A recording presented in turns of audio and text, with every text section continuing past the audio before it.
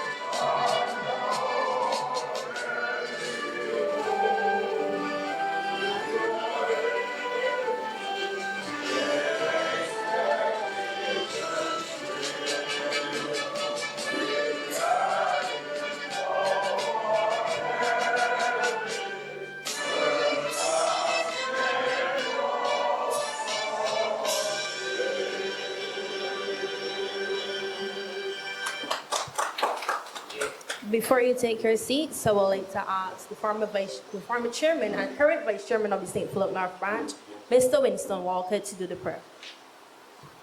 Good afternoon, everyone. Father and God, we give you the praise, Lord. We thank you for every single thing that you have done in us and through us. We thank you for this day, Lord, which you have made for us, and we are going to rejoice and be glad in it. Father, we ask that you continue to touch our minds, touch our souls, touch our bodies, cleanse us from any sickness and disease, Lord. We ask, oh God, that you will cover our heads, Lord, that you will shield us and protect us. Father, I thank you for these ladies, Lord, which you have provided this party with, Lord. I ask, oh God, that you will strengthen them, you continue to provide for them, you continue to cover them in your precious blood, Lord. And Father, as we sit this afternoon, Lord, and to hear from them, Lord, we ask, oh God, that we will have a very good meeting in your presence, Lord, uplifting you and glorifying you. Thank you for what you have done and what you're going to continue to do in us and through us. In Christ's sake, amen. Amen. You may take your seats.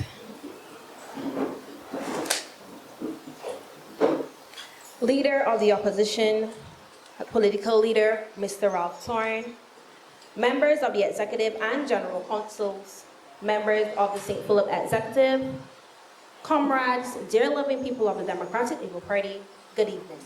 Good evening. My name is Janine Butcher, and I am the chairman of the St. Philip North Branch, and I'm also a member of the executive and general councils. I would like to welcome you to St. Philip North this evening, and we want to thank you for coming out and coming to this meeting, where we have some fine young ladies here this evening who will be speaking to you on various topics on their various portfolios on the way that they're spokespersons in. Our first speaker this evening would be an attorney at law, the spokesperson on agriculture and the green economy, Miss Amoy Gilding-Bourne.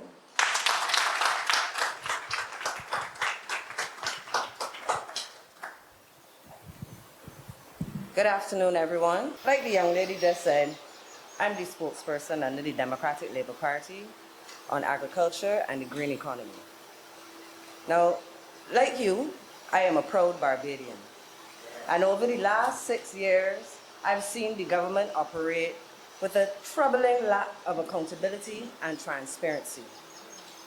And I believe it is my duty to defend the rights of my fellow Barbadians. I am here to be a voice to hold the government accountable for their actions and sometimes their inaction. I am ready, as so the rest of my spokesperson colleagues, they are also ready to ask the hard and difficult questions and to ensure that there are checks and balances in place while doing the work necessary to redeem this nation. On that note, I wish to address a few areas of concern relative to agriculture. One is the lack of transparency and accountability in government projects and initiatives which touch and concern agriculture. The other is the lack of access to water for farmers. And the other is the marginalization of agricultural lands. Now, with respect to the first area of concern, one can only look at what is going on with our sugar industry to really see how glaring the lack of accountability and transparency is. Once upon a time, our sugar industry was a mighty industry. However, this year, Barbados produced an embarrassingly paltry amount of sugarcane this year. And this is a stark indicator of the level of importance that this government has attached to the industry's survival. Production statistics indicate that in 2022, Barbados produced 5,299 tons. In 2023, that was 6,848 tons. And in 2024, it was 4,800 tons of sugar. These figures suggest that the future of Barbados's sugar industry is bleak, despite government's promise to modernize its mature industries. And we can do a quick comparison. When the industry was being run under the Democratic Labour Party, Barbados was producing 11,600 tons of sugar and 11,478 tons of molasses per year, as the figures came over from 2018. And when the DLP was in office, sugarcane production contributed to $1.5 million to our GDP. Now, what is more troubling is that this modernization that the government is talking about is the transfer of the sugar industry into an energy-producing industry. But the thing is, the production of energy comes from bagasse. And where does bagasse come from? Sugar cane. That means that this transition from a sugar industry into an energy industry depends upon how much sugar cane we have planted. Now, I don't know if anybody has really seen the amount of sugar cane we have planted. It's not much. So this led me to believe that this promise to transfer our sugar industry and the energy industry is nothing but empty promises. But we hear them talking about this transfer. But we have heard nothing from the government relative to a definitive plan to increase the acreage of land under sugarcane cultivation. If you recall, when the BLP came into power in 2018, they said they had a plan to formalize the new financing and management of the sugarcane industry. What government did do is they closed down the agricultural management company, rather known as BAMC, replaced it with two companies, the Barbados Agricultural Business Limited and the Barbados Energy and Sugar Company, Inc. And both companies, the government has 25% shareholding. And these two companies are owned by one company, otherwise known as Coop Energy, the Barbados Cooperative Society Limited, in which government also has shareholding, because they bought shares for 1,102 former BAMC employees to the tune of $1.2 million. Now, I don't know if it's clear whether the shareholders or the government hold the interest or the equity in those shares, but what's clear is that the government has tried to position itself through its shareholding so that when this energy industry takes off, they will be the ones netting the profits. However, it would have seemed as though this plan has backfired. Since we've seen that the Fair Trading Commission did not grant the Barbados Lighting Power the required 90 megawatt battery storage capacity needed to run the national grid. Now, thanks to the Fair Trading, they may have done that for a myriad of reasons, in one including to make sure that the cost does not transfer to Barbadians to have exorbitantly high light bills. Our electricity bills have gone up. Anyhow, but this plan of theirs to transform the sugar industry into an energy industry is not going well, and it is not feasible, and neither will it be happening anytime soon. Not to mention, that it's going to take $100 million to retrofit Portville Sugar Factory, to turn it into an energy producing factory. Now, I don't know if any of y'all seen Portville recently. Have you seen Portville recently? I don't know how they're gonna pull off that feat. But again, this leaves the question, where does this leave our sugarcane industry? Up to now, the government has not given us any information relative to this arrangement that they made with Coop Energy for the financing and the management of our sugarcane industry, nor have we been informed whether the government will maintain ownership of the public assets, like the same Portville, the sugar office, the sugarcane harvesters, the buildings, even the cane fields. And despite Minister Ware's statement that $30 million of the public funds have been used to fund the sugarcane industry, we have not heard what the average or the actual loss in the sugarcane industry is for 2024. We have not been given those figures. And now we begin to understand why the government has defaulted on its payments to the private sugarcane farmers, who account for 75% of the land in sugarcane cultivation. Those farmers want to know when they are going to be paid, because these default in the payment is making it difficult for preparation of next year's crop. Then next year you would hear them come with the excuses. But prevention is better than cure. Government cannot continue to do the same thing and expect different results. It is impossible. Once upon a time, you could go through the countryside around November and you would see the mature cane lanterns swaying in the breeze, majestic like. I know y'all see them, nostalgia like that. But how often do you see that now? And when I was in primary school, I remember we had to learn the names of the sugarcane factories. Buckley's, Portville, Foursquare. And some of us in here, if you study it, we are the last generation to have primary school tours to the sugar factory to see the sugar being produced. It is sad. And again we ask, where is our sugarcane industry going?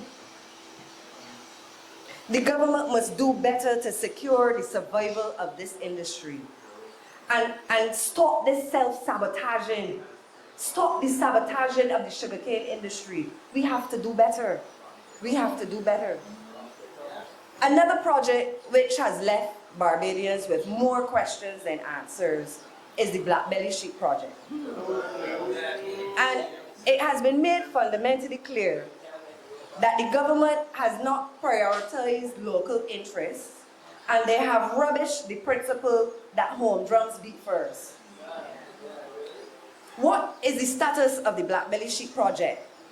Where can we find an update from the Ministry of Agriculture's consultant on what is going on? Where is the empirical data that can be analyzed or viewed by the objective observer?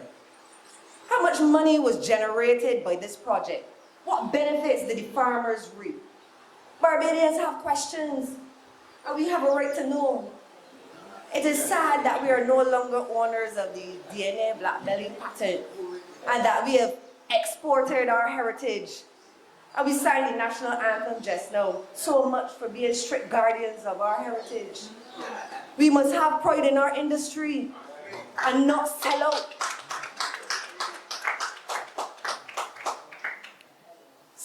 Similarly, we recently heard the Minister of Foreign Affairs say that he signed several bilateral agreements with Venezuela, where 5,000 hectares of land will become available for Barbadian farmers. Now, I don't know if this is the minister's attempt to be relevant, but I feel compelled to remind the minister that Venezuela is still experiencing hardships from a destabilized government. Not even Venezuelans want to stay in Venezuela. But you think it is a good idea to send Barbadian farmers? Protecting Barbadian citizens in a country under political upheaval is a scary thought. It is a scary thought. And it is unfortunate that the Minister of Foreign Affairs surrounds himself with yes men and yes women, because that's all it could be. Because nobody had the gumption to tell him that this was a horrible idea. Or at least tell him that you need to emphasize collaboration and have the farmers have a meaningful interlock with the farmers, include the Barbados Agricultural Society, have meaningful discourse with the relevant authorities before any signing of papers or any green light is given. These types of initiatives require a thorough impact assessment. And if he did do these things, and he did consult with these authorities, let us know.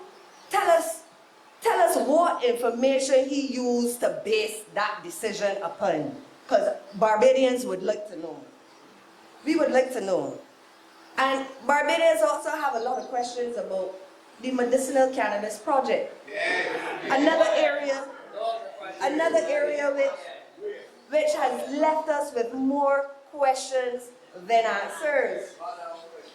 Now, it is well known and everybody has come to the conclusion that medicinal cannabis has been used for medicinal purpose and recreational purposes. And once structured correctly, it has the potential to gain great financial and economic benefits for any government that does it correctly. And the government's decision to get into medicinal marijuana, yes, it is hotly debated. Some yea, some nay, but it is being debated. And Barbadians have questions.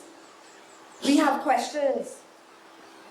In 2022, if you recall, the government said, and I quote, that it would make Barbadians the owners of the medicinal cannabis industry. Now, it is 2024, and we heard earlier this year that not only is government going to be regulating this industry, they are also going to be players within the medicinal cannabis space.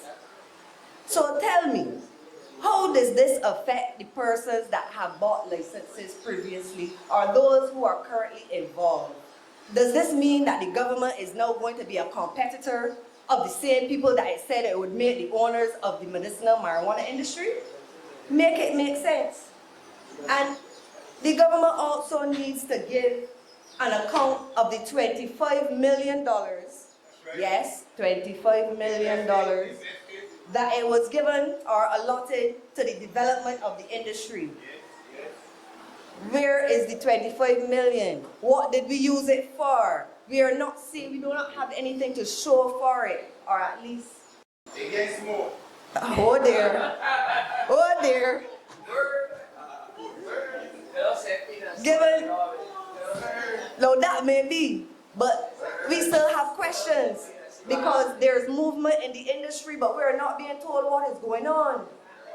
And given the fact that a cost for a license starts around anywhere $29,000 and up, and given the fact that over 30 or so more licenses have been issued, Barbadians want to know what is the financial standing of this industry. What money have we generated from this industry? Huh? But having 30 or more licenses and the cost of those licenses upward in the thousands, but we have yet to produce a bud or a blade of grass, or have we? We don't know. Who are these foreign investors they speak of? Who are these local owners they speak of? What money have we generated from this industry thus far? We don't know. We asking questions. Has there been a cannabis crop? If so, what did it go? What happened to it? Did we export it? Did we fix or did we address the concerns that were raised by the financial institutions with respect to dealing or handling transactions that originate with the cultivation of marijuana? And mind you, $29,000 to start for license and application fees, that has nothing to do with the expenses from seed to cultivation to sale. Who are they marketing this for? Not the average Barbadian, so they claim it is for, not the average Joe. Who is doing it? We want to know. We want more information. Barbadians have questions. These are some of the burning issues that Barbadians have with respect to the deafening silence going on with this industry. Where is it going? Yes, we can capitalize on it, but let us be a part of the process. Don't let outsiders come in and monopolize on this. If it is said that it is supposed to be for the citizens of Barbados.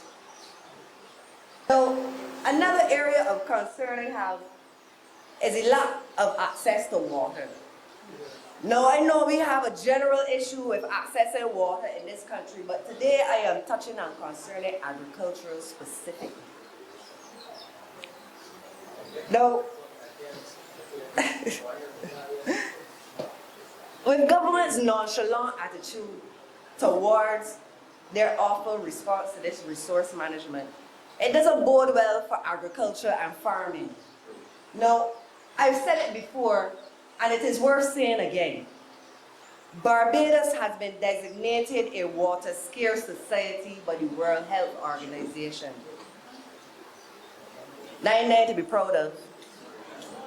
What that means is that we use 25% or more of our freshwater resources to meet national demand.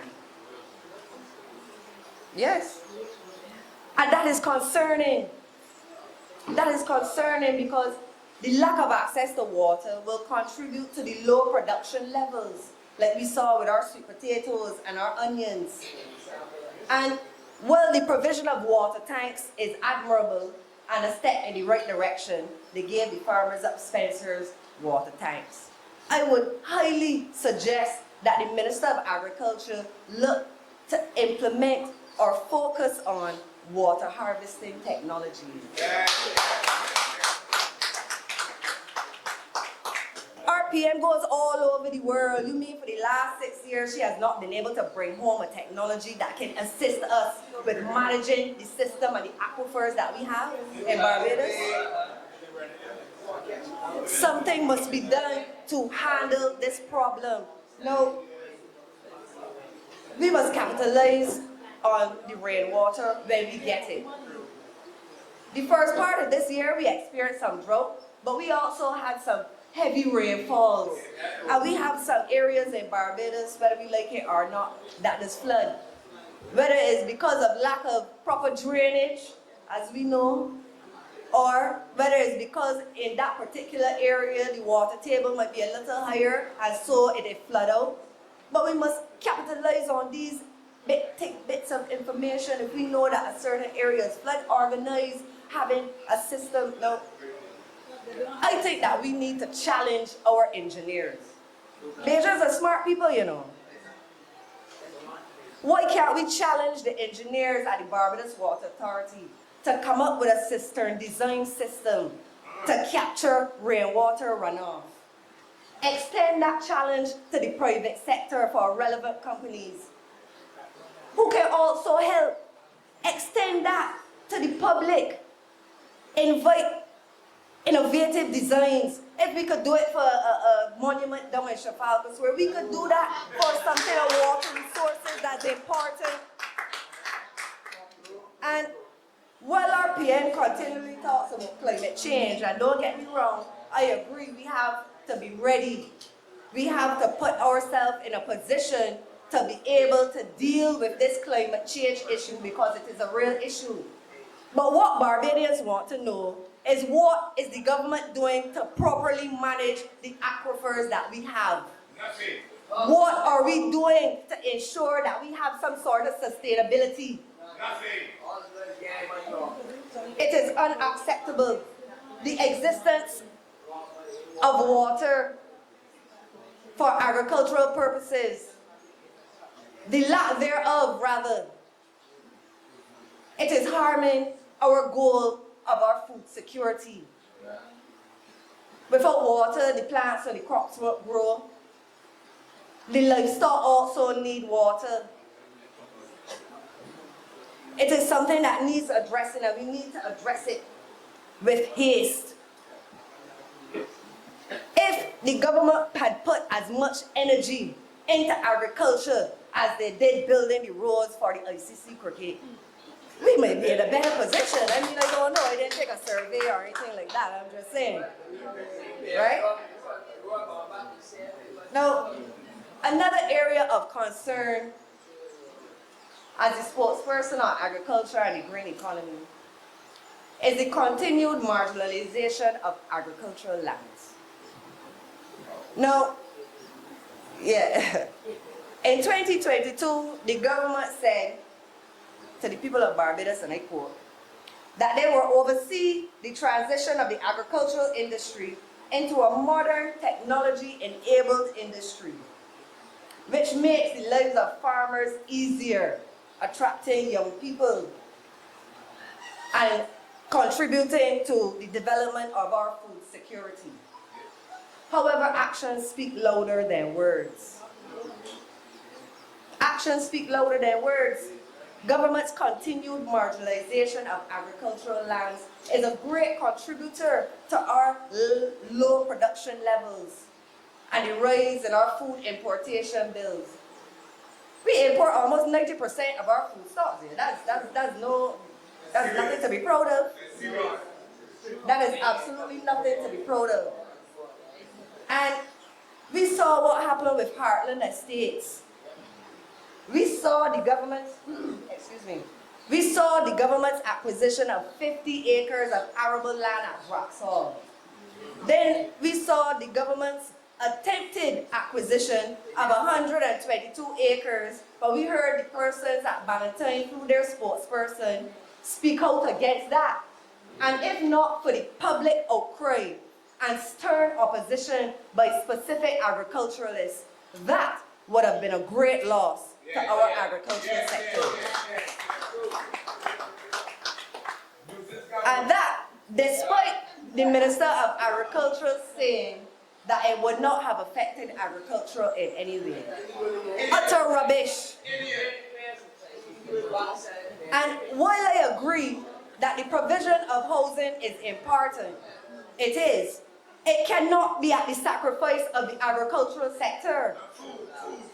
It cannot. Our food security is more important. And it is very heart-wrenching to think that only 26% of the land area of Barbados is used for agricultural purposes. I mean, when are we going to pay more attention to our agricultural sector and stop sidestepping it? We must do better for our agriculturists and our farmers. How does this government plan to boost production when it is converging the said lands upon which the agricultural sector depends? And I don't see any reason why we should be importing lamb from New Zealand. 300 million or some obnoxious number. We import a lot of fruits. We import a lot of things that are traditionally locally sourced, like pork and chicken. But we continually hear the farmers and the agriculturalists raise their red flags and concerns about different issues, including the rise in feed prices and molasses, increasing in predial larceny. The farmers are asking for solutions with respect to security. And again, lack of access to water. More must be done to safeguard our agricultural industry. And government's promise to make the lives of Barbadian farmers easier is a noble one. It is. But the farmers are unhappy. They're very unhappy. And I would like to call on the Minister of Agriculture to consider implementing production zoning areas. Now, this would help curtail the conversion of arable lands for non-agricultural purposes.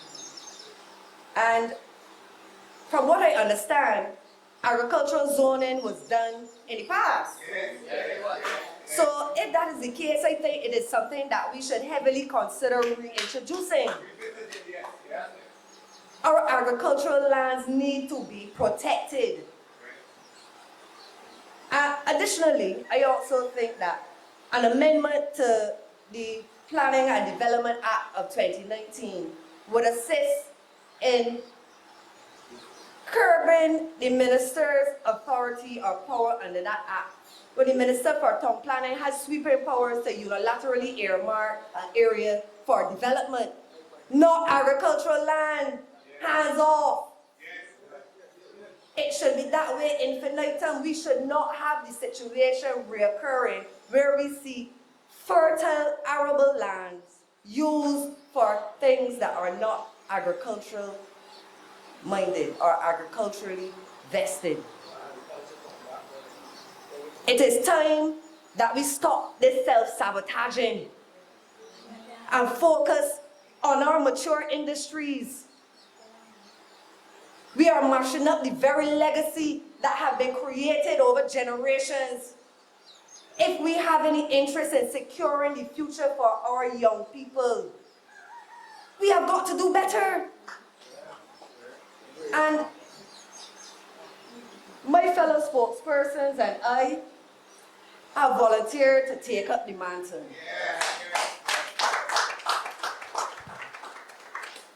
And I will end by saying this. Our mission is simple: to work with integrity, to represent and stand by you, for you, and to ensure that we can have a brighter future for Barbados. Thank you. That's all for me.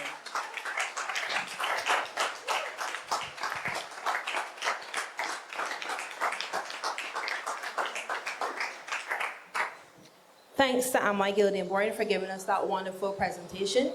I will also know at this time like to welcome Mr. Senator Ryan Walters here.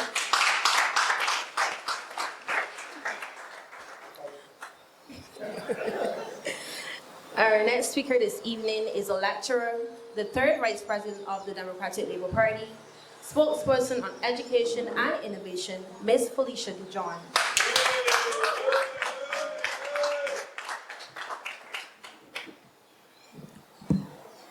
Good evening, comrades.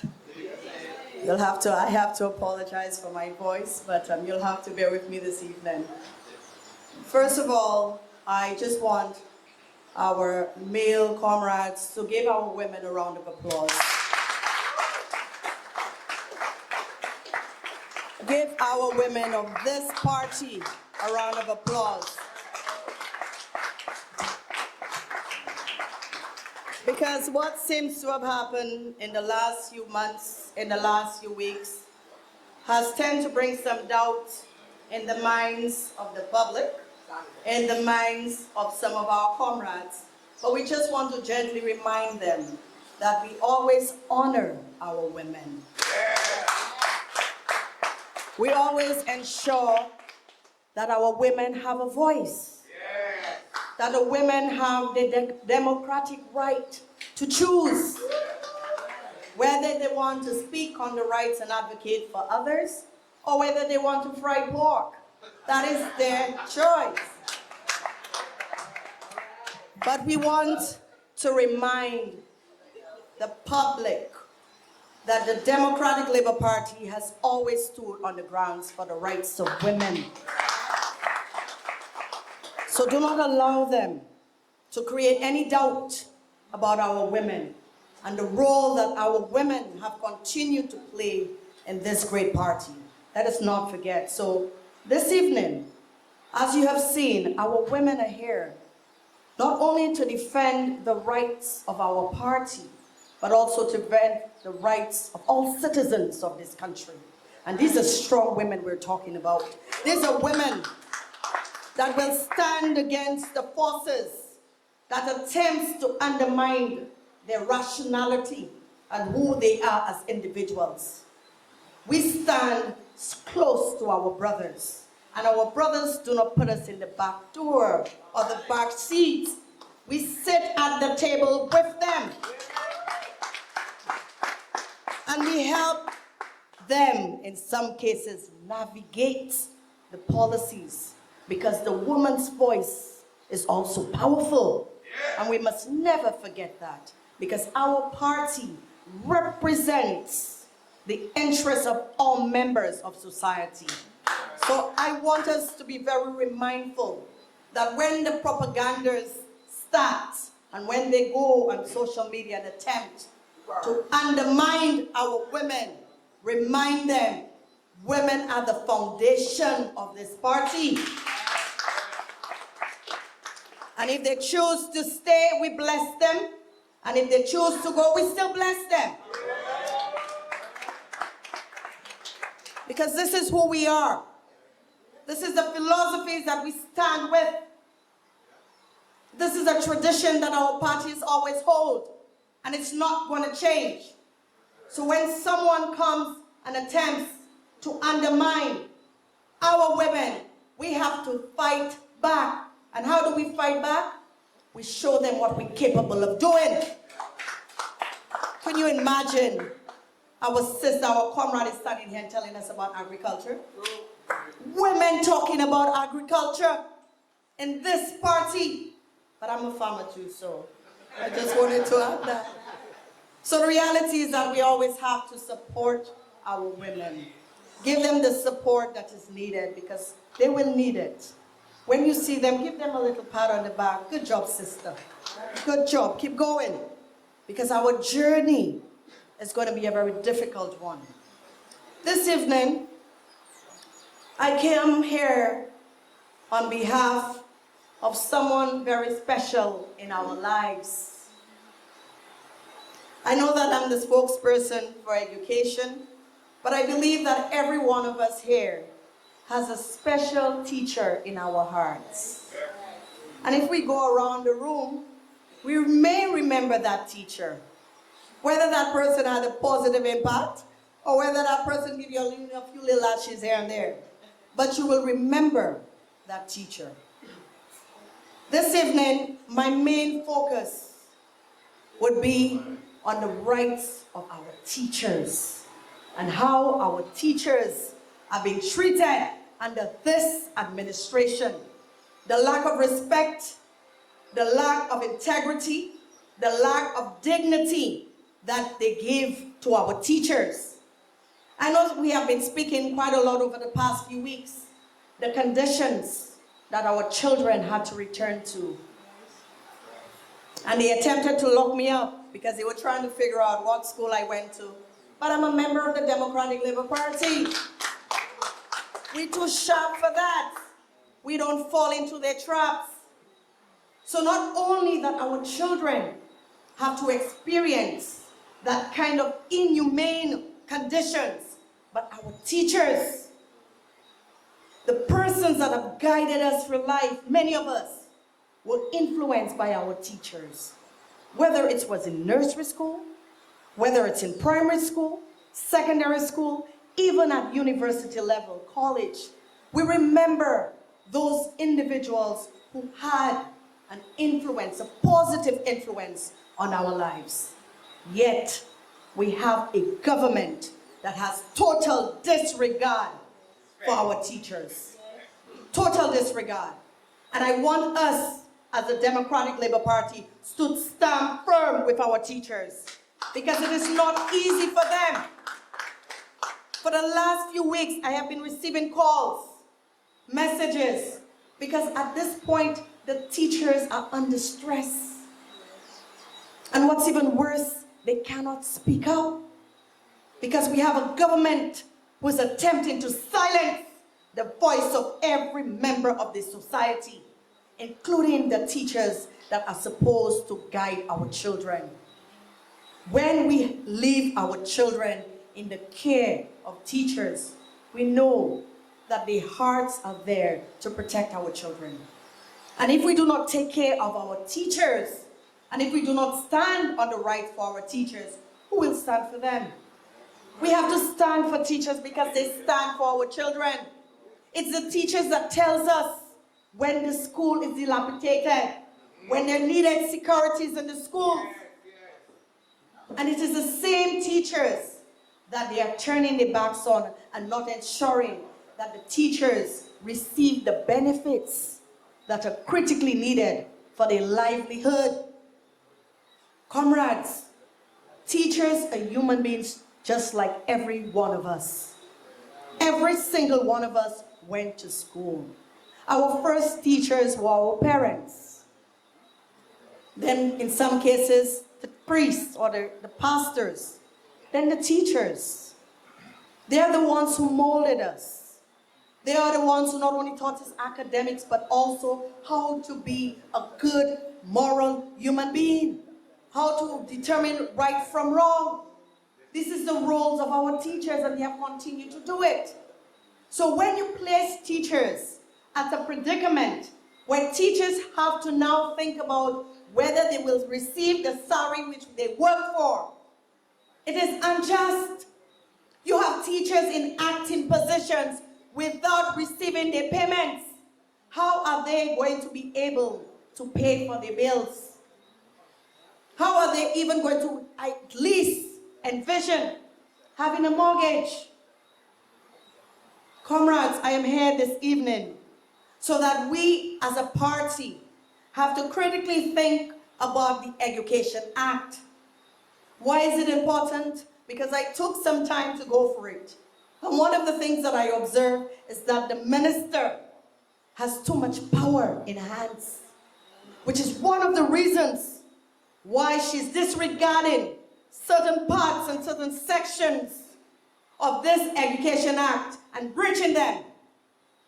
Having the school in those conditions, ensuring that the students returning to school on Monday having to return because they could not be in an environment which is not conducive to their health. These are human beings that we're dealing with.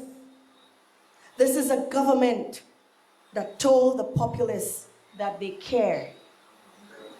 And I want us to ask the question, what level of care do you consider sending children and teachers in those conditions?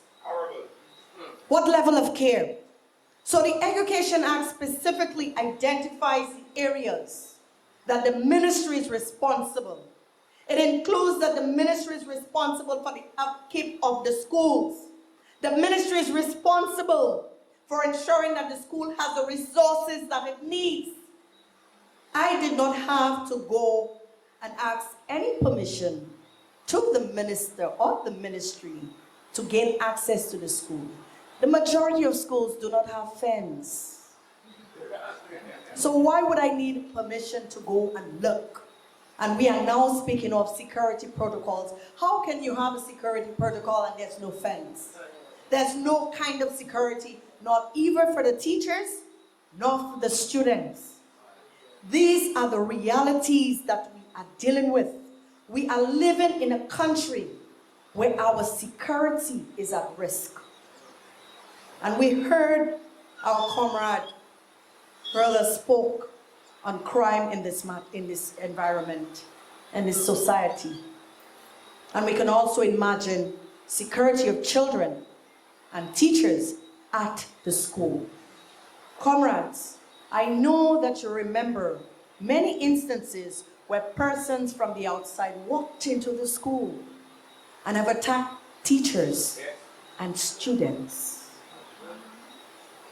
We must not forget that.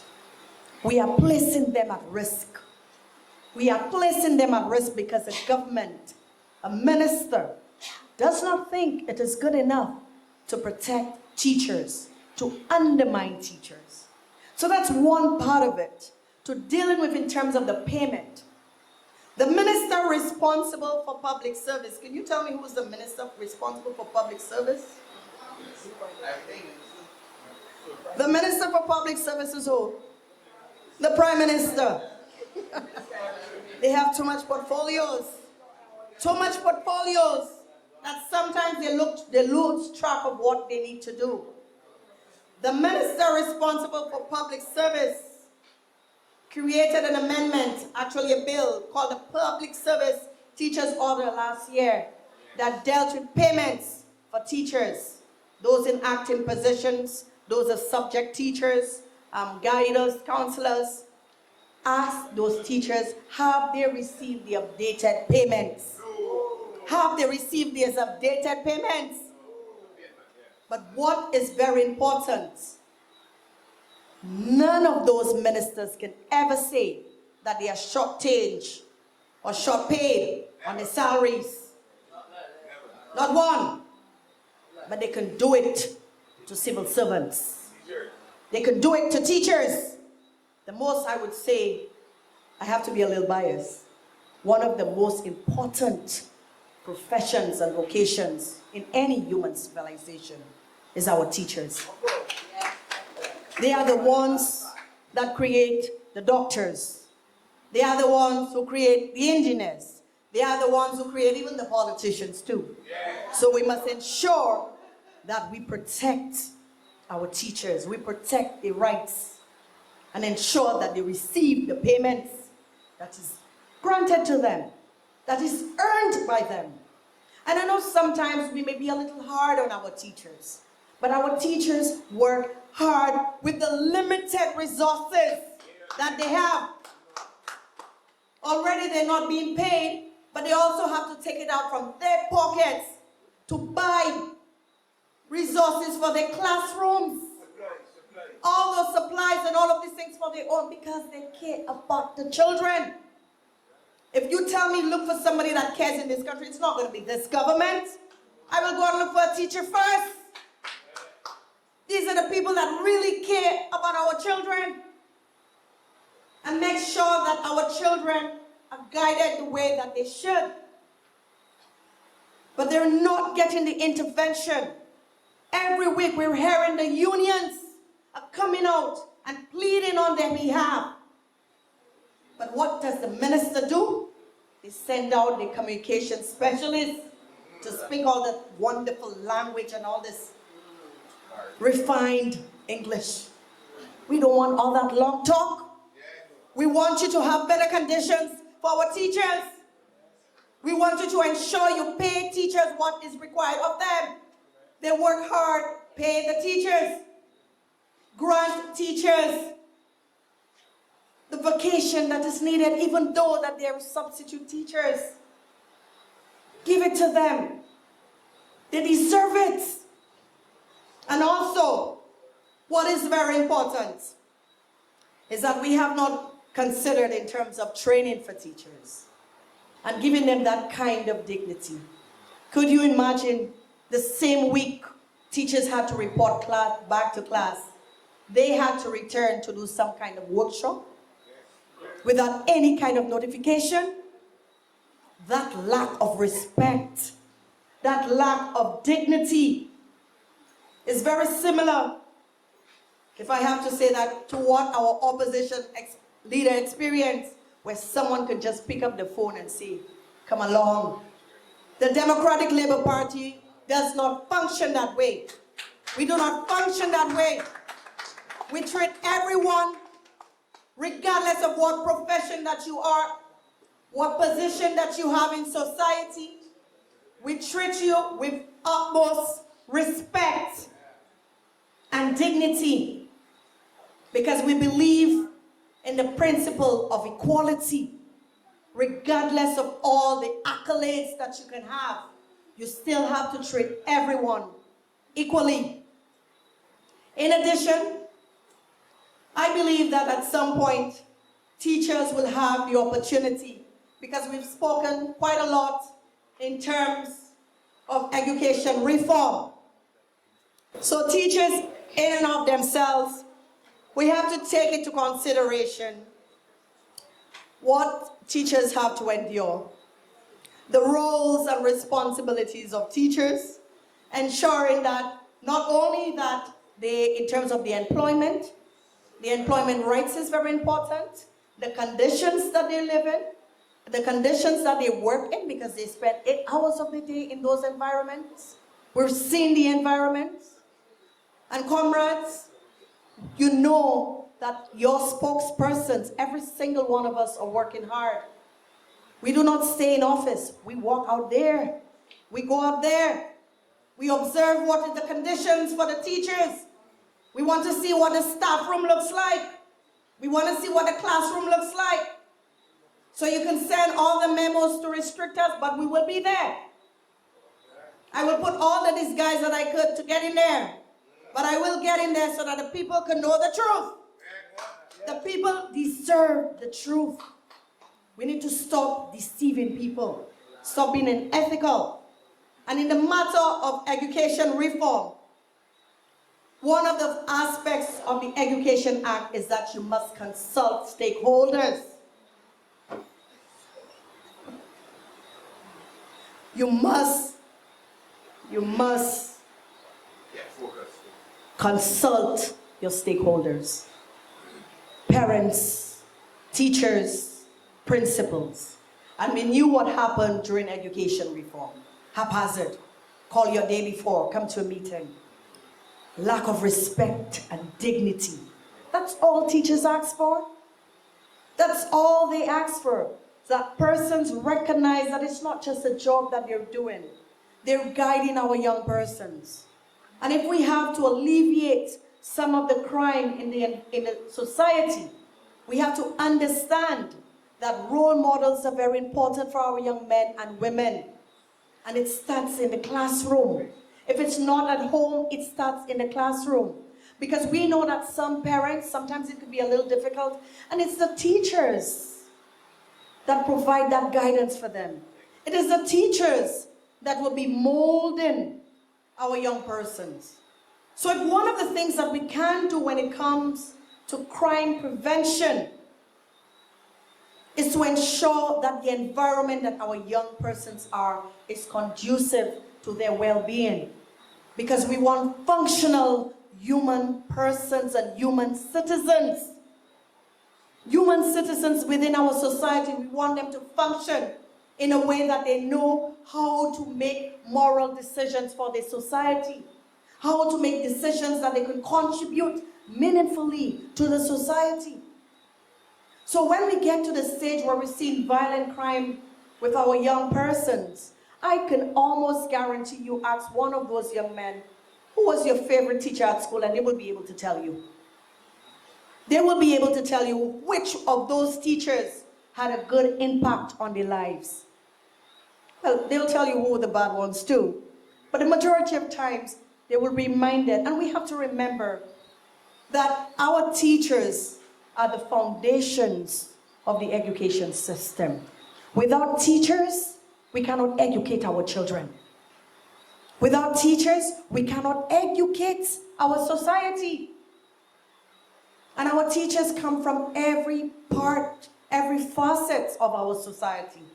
We have a teacher perhaps in every household, if we really think about it. And perhaps you may have had generations of teachers.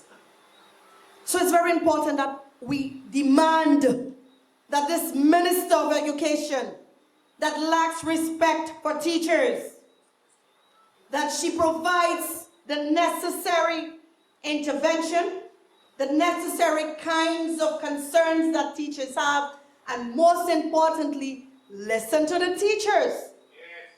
You do not have to go outside Barbados to find the solutions to education reform. It's right here.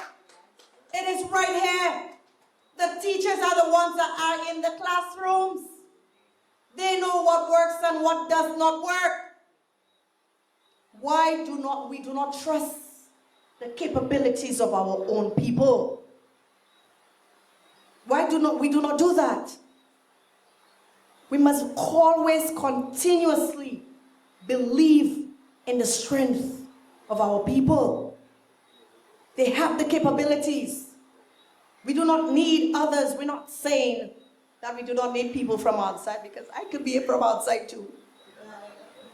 But we do not need people where we have our human resources here. So one of the things that the Democratic Labour Party, what we are doing, not only that we have a crime commission, but we also have an education commission. Give a clap for that, because it's hard work. It is hard work. And out of that, we will be looking at the Education Act, because that act was, I think, in 1986. We need to amend those bills. We need to amend those legislations to address our society at this point. So one of the charges, what we will be doing is to address those pieces of legislation so that it could address what is happening in the school environment. But comrades, what I will say, the Democratic Labour Party has had a very good record when it comes to the education of this country. Let us not forget that. So all what we're seeing right now is their attempt to try to undermine what we're doing. But we must keep on. We must stay focused and do what is required of us as members of this great party. Thank you, brothers and sisters.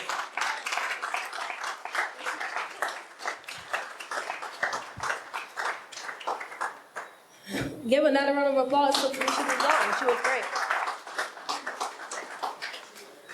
Our next speaker is the former president of the Young Democrats and the current spokesperson on youth affairs and development, Ms. Shaquani Hunte. Good evening, everybody. Thank you for the warm welcome, Janine. And I just want everybody to know, Janine is one of the youngest chairpersons that the party currently has. And I think we need to applaud that, because we're always told that the party don't got no young people, but for some reason our young people are very active and they're always involved in the party at every single level. So let's give her a round of applause.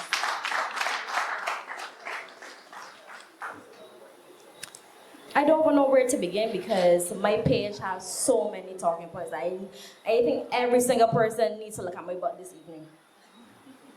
I want to start by saying, leading by example. Who do we want our children to follow? I want money. I want money. Is that the example that we are setting for the next generation? Because when I saw that, I couldn't believe it, because it had to be a joke. It could not be serious. Imagine, we are discussing murders. We are discussing what is going to happen next for Barbadians. What is the next step in the crime issue? I want money. How can we take you seriously? How can we take anything that you've said before that and after that seriously?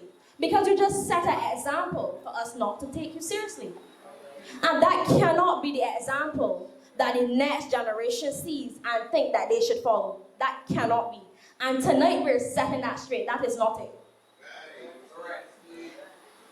Today starts the beginning of National Youth Week, and it runs to the 30th of September. And I went on the Ministry of Youth page to see what they had planned, to see what they had organized. And what I will say, I must give them credit.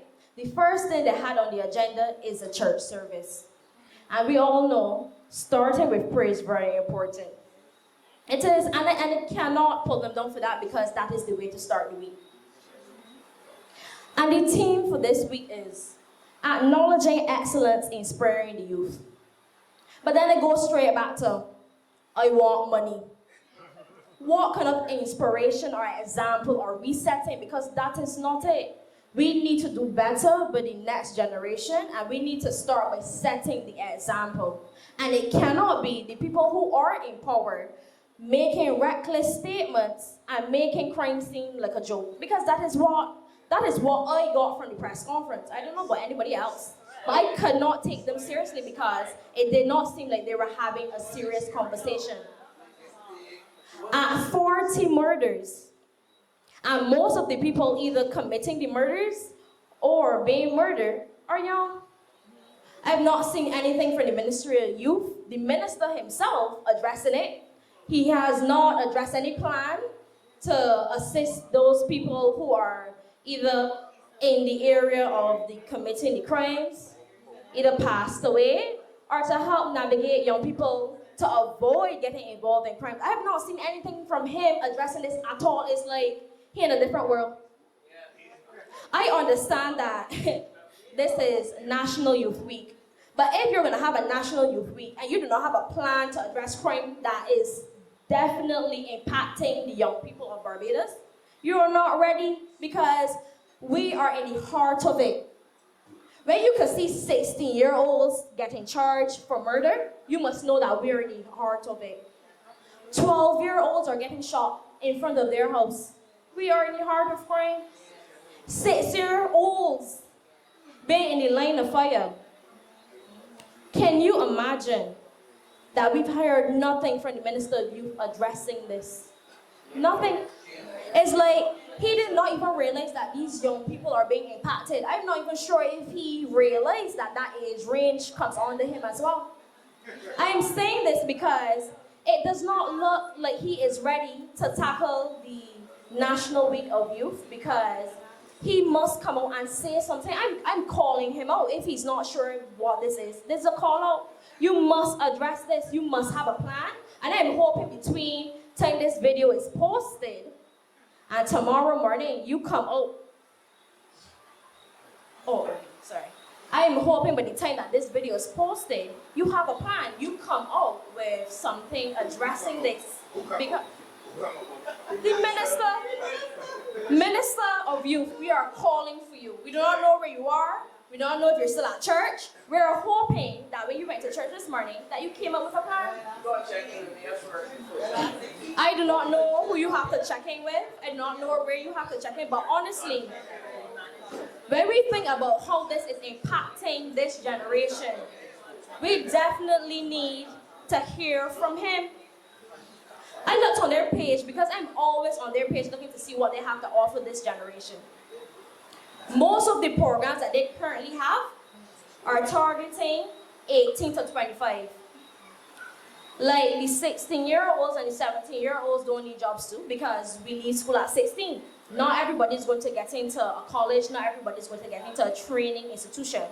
So when you set up programs that are only eligible for persons who are 18 to 25, you're now telling the persons who are 16 and 17, well, we don't have anything for you to do, but we know you need money, but unfortunately, we don't have anything to offer you at this time.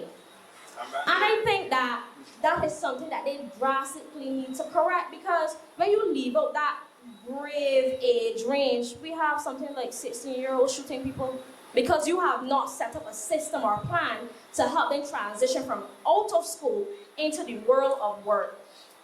I remember when this young gentleman told me he wanted a job. So you know me, we called around, we helped him fill the applications, and you know at every turn he was turned up. They told him he doesn't have an NS number. We helped him go through the process of getting an NS number. Mind you, he came back with the NS card not laminated. They don't have any lamination machine. I don't know what's going on up there, but hopefully we can get that fixed. Because he came home, they told him, you can laminate it at home. Like, I was 16-year-old and find a lamination machine at home to laminate an NS card. That is ridiculous. This is supposed to be official documentation coming from the government. And you sent it home open, two leaves of laminate, and he's supposed to laminate it at home. But the first thing we need to teach him is what is a lamination machine, because he don't know what that is. So again, we are doing this wrong. The next step was getting the Thomas number. And I want you to know that was way harder to get than getting an NS number, because even though Thomas is online, they do not give numbers to 16 to 17-year-olds. So if you're 16 or 17, you can't get an NS number. That means that when you go to apply for a job, this is what they tell you. Unfortunately, we can't hire you because we need to hire you with a Thomas number. So you need to get one. So when he came back home now, we on the site, I called, I tried to go through with the lady at Thomas. How do I fill out for a 16-year-old? Oh, you fill underneath his mother. No, that can't be right. I said, do you understand what I'm asking? Yeah. You want his mother to fill for him? No, that is not what I'm asking. He wants to get a job. He wants his own number. Unfortunately, we do not give Thomas numbers to 16-year-olds and 17-year-olds. I remember the Minister of Youth, they had a workshop for young people, getting them jobs. They had NS there, Thomas there, a whole set of people there. You know, at that workshop, what they realized? 16-year-olds can't get Thomas numbers. So at that workshop, they had to create a plan so that they could get Thomas numbers. They didn't know that before that workshop. And I want you to know this situation gets worse, you know. For a 16-year-old to get and a 17-year-old to get Thomas number, this is what the Minister of Youth told them. Oh, you can't come to our office, but you can come to my office in St. John to register for the Thomas number. And I remember asking him, if this young person does not have money to get to town, they don't got money to get the Sky Mall, where they going to find money to navigate St. John? Because I think it's extremely ridiculous that you are using your community office to issue these Thomas numbers for young people. Why haven't you developed a system that these young people can go to Thomas, or there's a section on the website so that they can get numbers? Even if you said, man, come to the office, we will reimburse bus fare because we know it's challenging. No, you have now made it a little bit difficult. Man, we don't have an online system set up for this process. So you're going to have to come to my office and get this. I don't know if he's changed it yet, but last time I checked, it hasn't been changed. And that is definitely an issue. You're trying to say that we want to help young people. We're making it easy, but every single turn they're getting turned around. And most of the young people coming out to secondary school, they're not going into additional programs because home hard, people want money. So you know what they're looking to do? They're looking for, they want money. But honestly, they're looking for legal employment. They want honest work. But it's hard to get honest work if at every single turn you cannot get what is necessary to get the job. And I want you to know, he has still not gotten that Thomas number, you know, because he does not want to go to St. John. I do not even know how to navigate him to get there because I don't know what buses pass up there. So he has made a difficult situation harder by not correcting the root of the problem. And the root of the problem is that Thomas needs to consider that people at 16 aren't allowed to work. And if they're allowed to work, you need to either create a system where you're going to say, okay, people between 16 and 17, we're not going to take anything from them. Just let them work. Or create a system where they're allowed to get a number. Because it is not, it cannot be rocket science, and you cannot make it that difficult for a person to go all the way in St. John to get a Thomas number just so they can get a job. Because you need to talk to these employers because they don't know how to navigate this. Because when we call, they're saying, oh, you can't get this job because unfortunately we need this Thomas number to even process your application. But then we can hear on the radio, no, not having a Thomas number does not stop you from getting a job. It is either one or the other. It cannot be both. And because I had to go through this process, I know for a fact that they didn't get a job, and it's hard. Even if they look for other employment, something as simple as a laborer. I know young people who went through this, but we do you call that now? Construction gateway program. I will not go as far to say that it is a scam. It is a good idea, but it needs work. This program only runs roughly between 6 weeks, 8 weeks, 12 weeks. It depends on which program you're in. I know a young gentleman, he is so excited that he get in this program. You're getting a little stipend when you attend the classes. He was, mind you, he had a newborn at that time when he was in that program. So he was really looking to get an opportunity to go into the force to be a laborer. He was in the electrical program. You know, he worked out a way where he was finished his program, he was going to intern with this person he knew that was an electrician. The guy told him, as soon as you finish, bring the certificate and let you work under me. He was excited. I want you to know he finished that program. He asked for a certificate. They told him, unfortunately, there's no certificate, but you can enroll into the program to get the certificate because this is just an introductory class. So he didn't know that he was doing introductory class to a beginner's class. So at the end of the program, he was told that he now needs to look for $1,500 to do the part-time program because there were no spaces in the full-time program. And let me remind you, this program was developed to help people who, one, do not have money to afford to retrain and to get the fellas off the block. Remember, this is how this program started. This construction gateway program was to help people to come off the block, to get trained in skilled areas. So imagine after you go to this program, you take your leave with a certificate, you going in to do an internship. He can't intern with nobody because he ain't get the certificate, one. He was interested in to transition into the full-time program, but where he didn't get $1,500 from, where he didn't have $20 to do bus fare because that is where they were giving them the stipends to begin with because they couldn't afford to get to the classes. So where is he now supposed to look for the $1,500? And they want you to know this is not a one-off payment. This is a yearly payment. Part-time classes are more expensive than full-time classes. And that is not the only payment. He has to look for equipment. He has to look for lunch. Well, it's a night class, so maybe just a light snack. And you're gonna get home. So the issue is that you give a person an opportunity, but then you took it back. Because that is what you did. You took it back because when you did not give them the resources to complete this program wholeheartedly. You took it back. They can't do nothing about it. You know what the young fella is doing now? Home. He decided that, man, I am going to become an entrepreneur, help myself a little bit. He asked his family to inject some funds into, he wanted to be a vendor. He said he wants to sell some water on the road. One day he went out. I asked, why you don't come back out no more?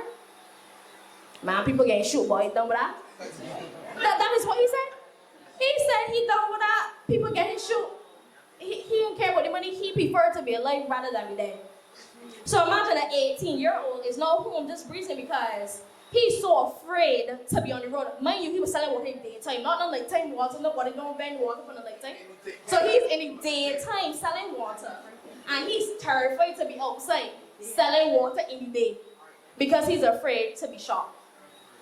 And you're telling me that the Minister of Youth is prepared for this generation. You are not. Because when you have young people can't get jobs, and you're in charge of employability, you have a problem because they can't get a work under this program. Most of your initiatives only target people who are 18 to 25. 18 to 20, what happened to the rest of the numbers? I know that we don't start counting at 18, we don't end counting at 25. But the international standard, you shall at least go to 36. So that means a whole wide category he is not even considering about. This evening, I was at the walk with Marcia, the solemn walk. We had 6 young gentlemen there who were interested in doing something positive because they saw how Barbados is looking and they wanted to do their part. They came out, they spoke, they sang, and they were not afraid. Things like that, we need to put funds behind.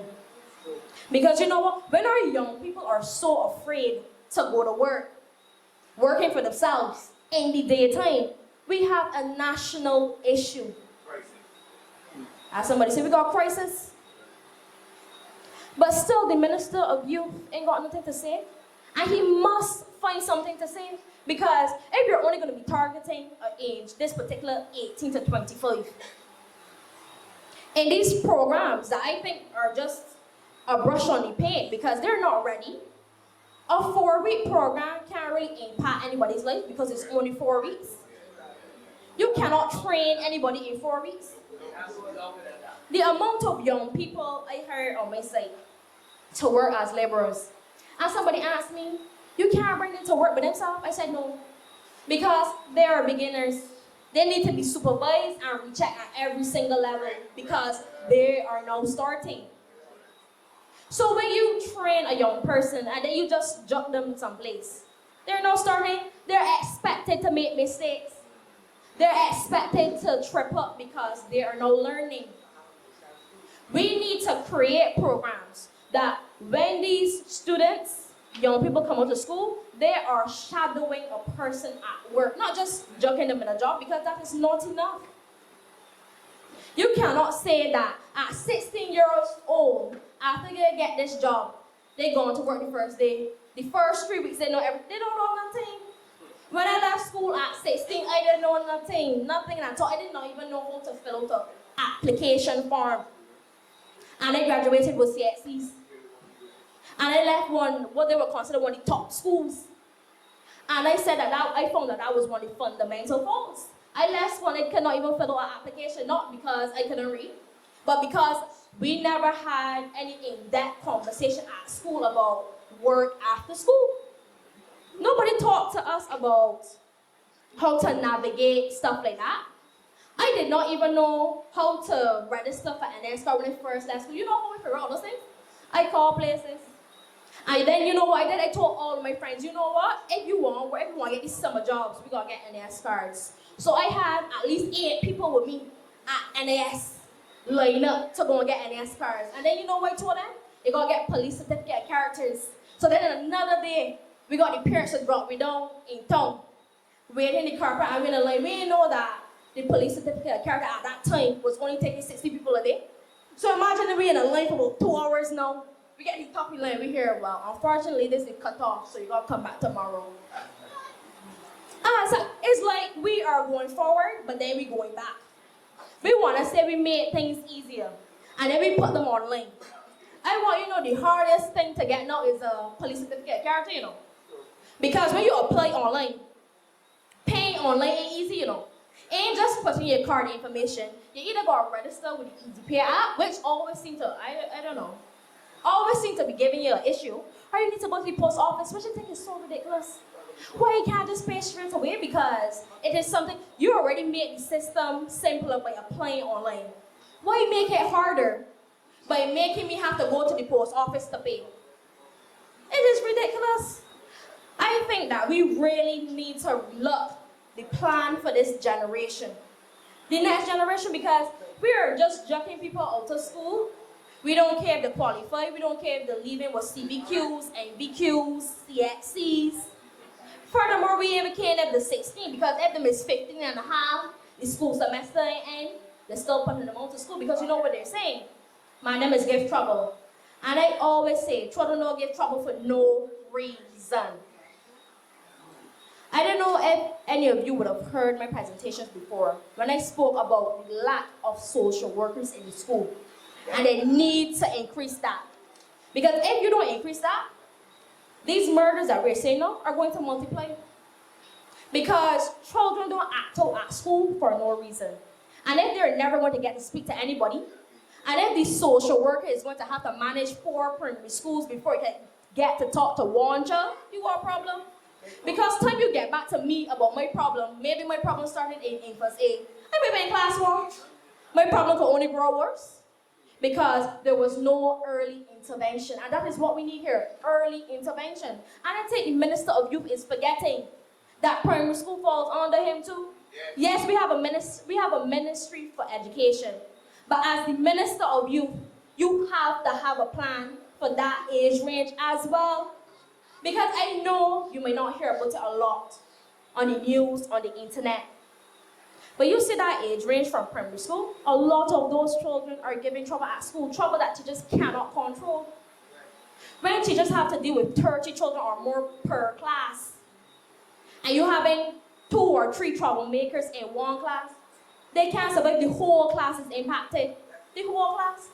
I remember probably like 4 or 5 years back, I was dealing with an issue. This young boy, he was in first B, and the school only notified the family that he was not attending school 3 weeks after he wasn't attending. 3 weeks. They called to ask what's going wrong. You know, when I asked the principal, why you took so long to call?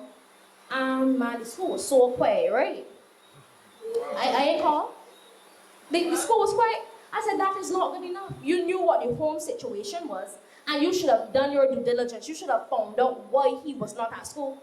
I said, suppose he didn't get hurt, or he was impacted in a way that he couldn't come back to school ever because he was in danger. 3 weeks was way too long.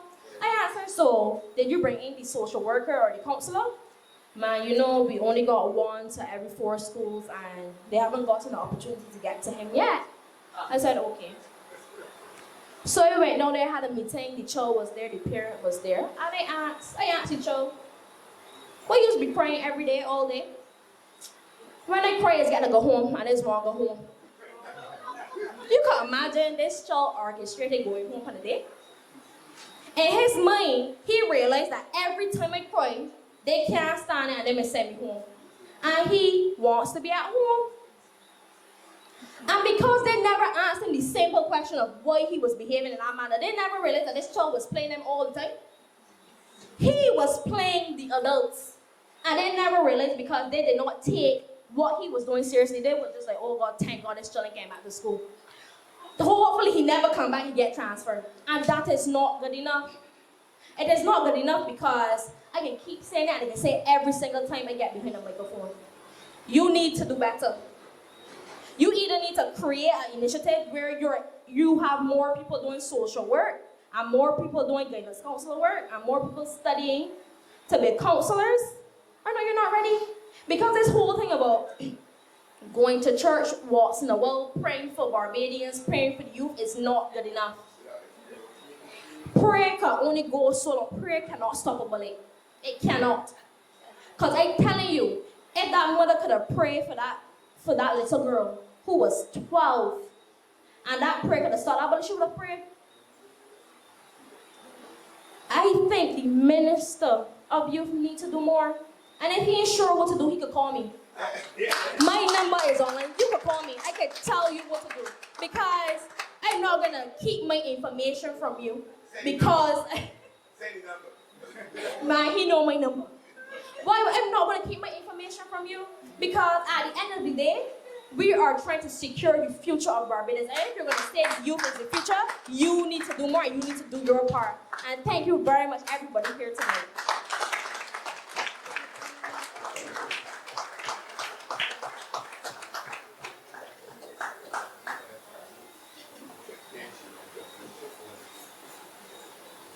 Thanks again to Shaquani and Hunte for that wonderful presentation.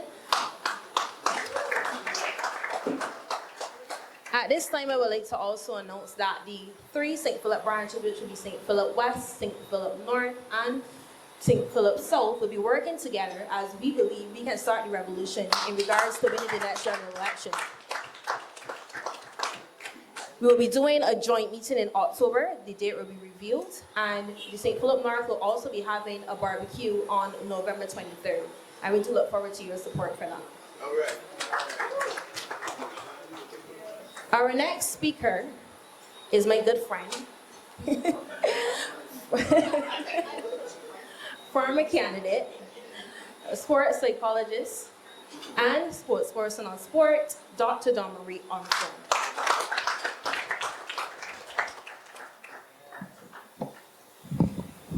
Good evening, all.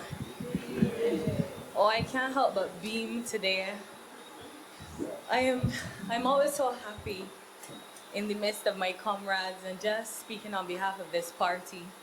And when our comrade leader, Ralph Thorne, asked me about taking up the mantle yet again, you know, I could not help but, I don't think too long when it comes to this Democratic Labour Party, you know? it doesn't take me long to make up my mind. And after yesterday and his press briefing and the confidence that he has now instilled in me, I always had it, mind you, but the confidence that he has now instilled in me and the populace, given the response from his press briefing, I believe that the Democratic Labour Party is well on its way to leading this country again. And with the presentations that were given from my fellow comrades earlier this evening, I feel as if we are very well versed to take up a few ministries as well. You know? But let's get into the business today. Because I've punched some figures and I've been communicating with Ralph, particularly about my delivery this evening because we have some very serious matters to address. But first and foremost, I wish for us to congratulate young Neymar Bolden. He scored his first, his maiden century today in the BCA 50 over final. He's also the Barbados under-19 captain, so a very bright prospect for the future. And obviously you would know that I have been speaking about sport and development, not from last week or last month, but you would very well know from 2022, when we have had the opportunity to grace the political stage in a very quick, fast election. I had to gather myself very quickly in 3 weeks. And sport has always been my first love. It will continue to be my first love, and I will continue to champion the cause of equality and equity in sport across the island. So when we see bright sparks like Neymar Bolden, that we hope in time will go on to represent Cricket West Indies, we have no choice but to begin to focus on and begin to apply the evidence-based principles with respect to developing sport in the country. And you know we have put some lashes on the Prime Minister's Cup, not because it is hosted under the auspices of our very dear Prime Minister. However, because the cup is branded specifically for her adoration and her admiration, the critique must be just as strong because it is now her responsibility, as I would have rightfully said, it is now her responsibility to find the money. The money. To find the money.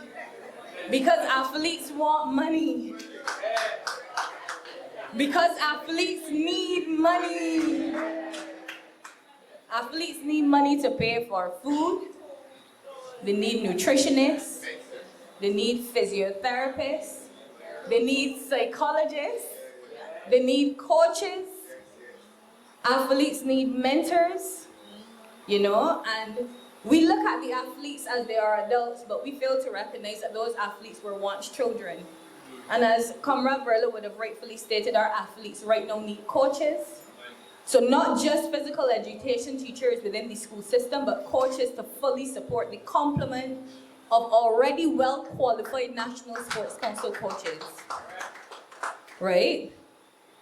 And the government put forward their green paper on the development of a sport policy. I can't quite articulate it because the document was called one thing, but articulated something else. So I thought after I read and gave my critique of the green paper, that I would have seen some legislation passed shortly after. However, there still has been no legislation enacted, and this would be based on the sport development. Again, I am unsure because there wasn't a supposed act before and then somehow it never quite developed. So now we are 20 years on and we still don't know where sport is headed. But we see cash being injected into one initiative and we see it being lauded, and I congratulate all the young men that have had the opportunity to make some money. I congratulate the young men that have had the opportunity to make some money. Everybody do it for me. Money. In these past few weeks, because in reality, our young men are significantly and drastically underemployed. They are unable to support their families. they are unable to live sustainably, and that's the question that we now have to ask. How sustainable is this Prime Minister's Cup? When we consider whether this time next year there will be another, because I believe if you start something this year, it is something that should continue. I strongly believe, and I would have said it previously, there should be a Prime Minister's Cup for every sport. When we are speaking to sporting equality, we can't quite speak to equity because we know that sporting organizations right now, as we speak in this country, are disproportionately funded. We know the BCA receives international funding. We know the BFA. I stand on the point of correction. The BFA receives international funding from FIFA. The BCA receives local funding from the lottery. The BCA is touted to be one of the richest sporting organizations in the Caribbean. So we know that some sporting organizations are disproportionately advantaged when it comes to funding, whereas there are some that could barely muster money to buy bottles of water to refresh and hydrate their athletes, right? So we see that the government found 100,000 Barbados dollars to spread over a few weeks. And we know the government has been collecting money. I know my comrade Kimar Stewart has highlighted for the past year the ways in which government has collected taxes in this country and the lack of transparency in explaining how these funds are being spent. But money somehow, out the blue, could come out to the word, it's 100,000 for football. We appreciate it, but we want 100,000 for all the other sports. And I know I speak for the women when I say today that we have young, talented, seasoned female football players who would be sitting and waiting in the wing to play the Prime Minister's version of a female cup. And I know that they are disgruntled because they themselves are working women with families to support, with children to send to school at this critical juncture.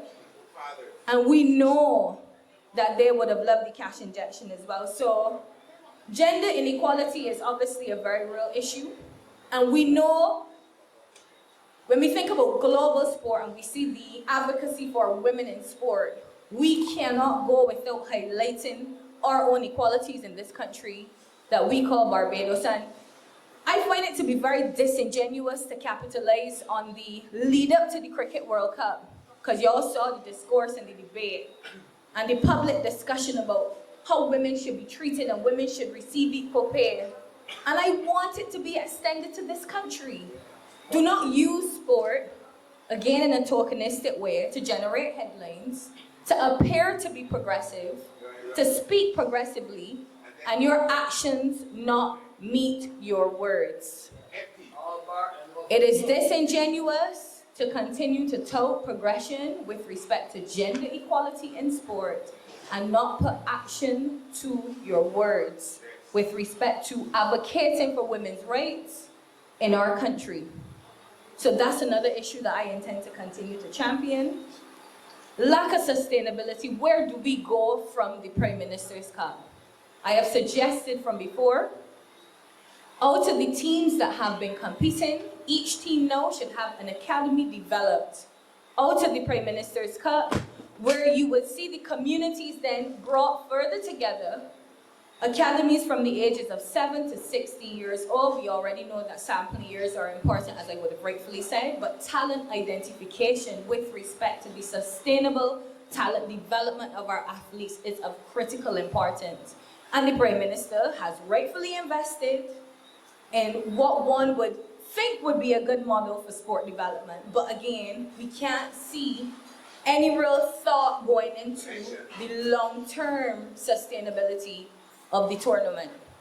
We need to see these academies developed. I believe that the Prime Minister owes it to us within the next 3 months to name the communities where these academies will be set up, to allow the coaches from the teams in the Prime Minister's Cup to begin to identify key players within the communities. Each player identify 2 young players that they believe to be talented enough to be recruited into these academies, and coaches be hired, football coaches. I know they're players even now with their coaching badges and persons in the community with their football coaching badges. And we have our players, our young players being recruited into academies. And we see this as a 5 to 10 year long-term sustainable project for football alone.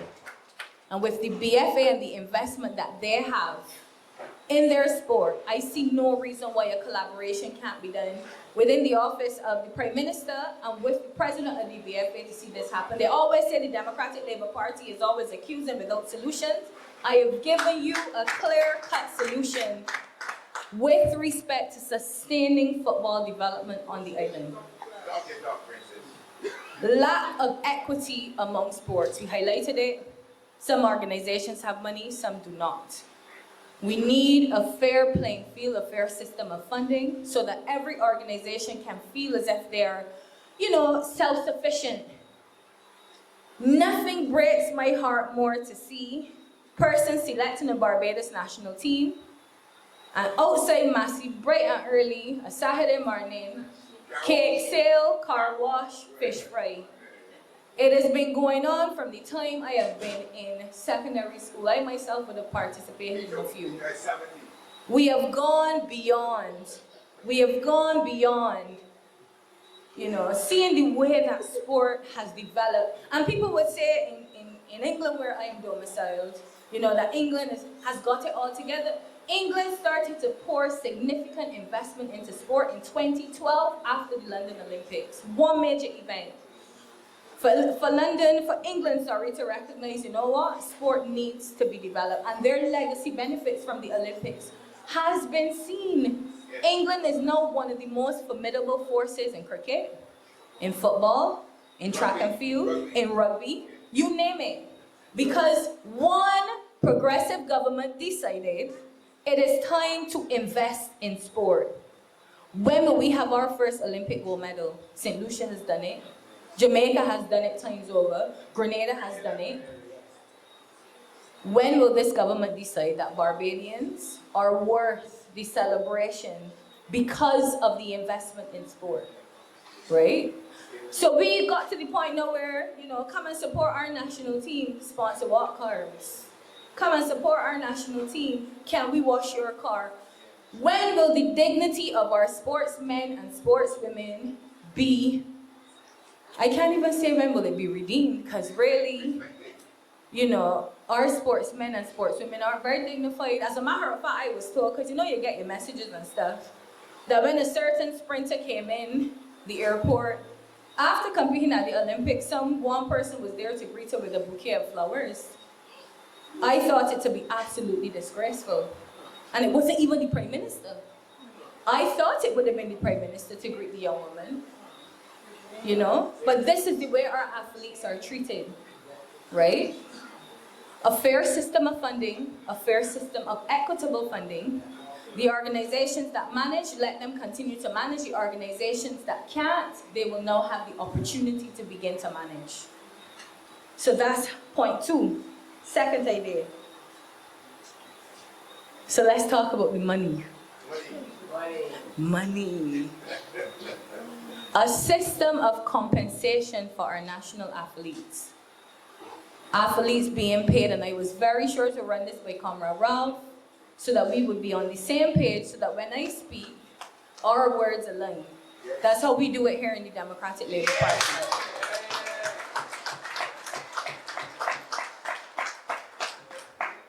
I wanted to make sure that before I spoke, that my leader understood my position, and I wanted to make sure that I would be supported in that position.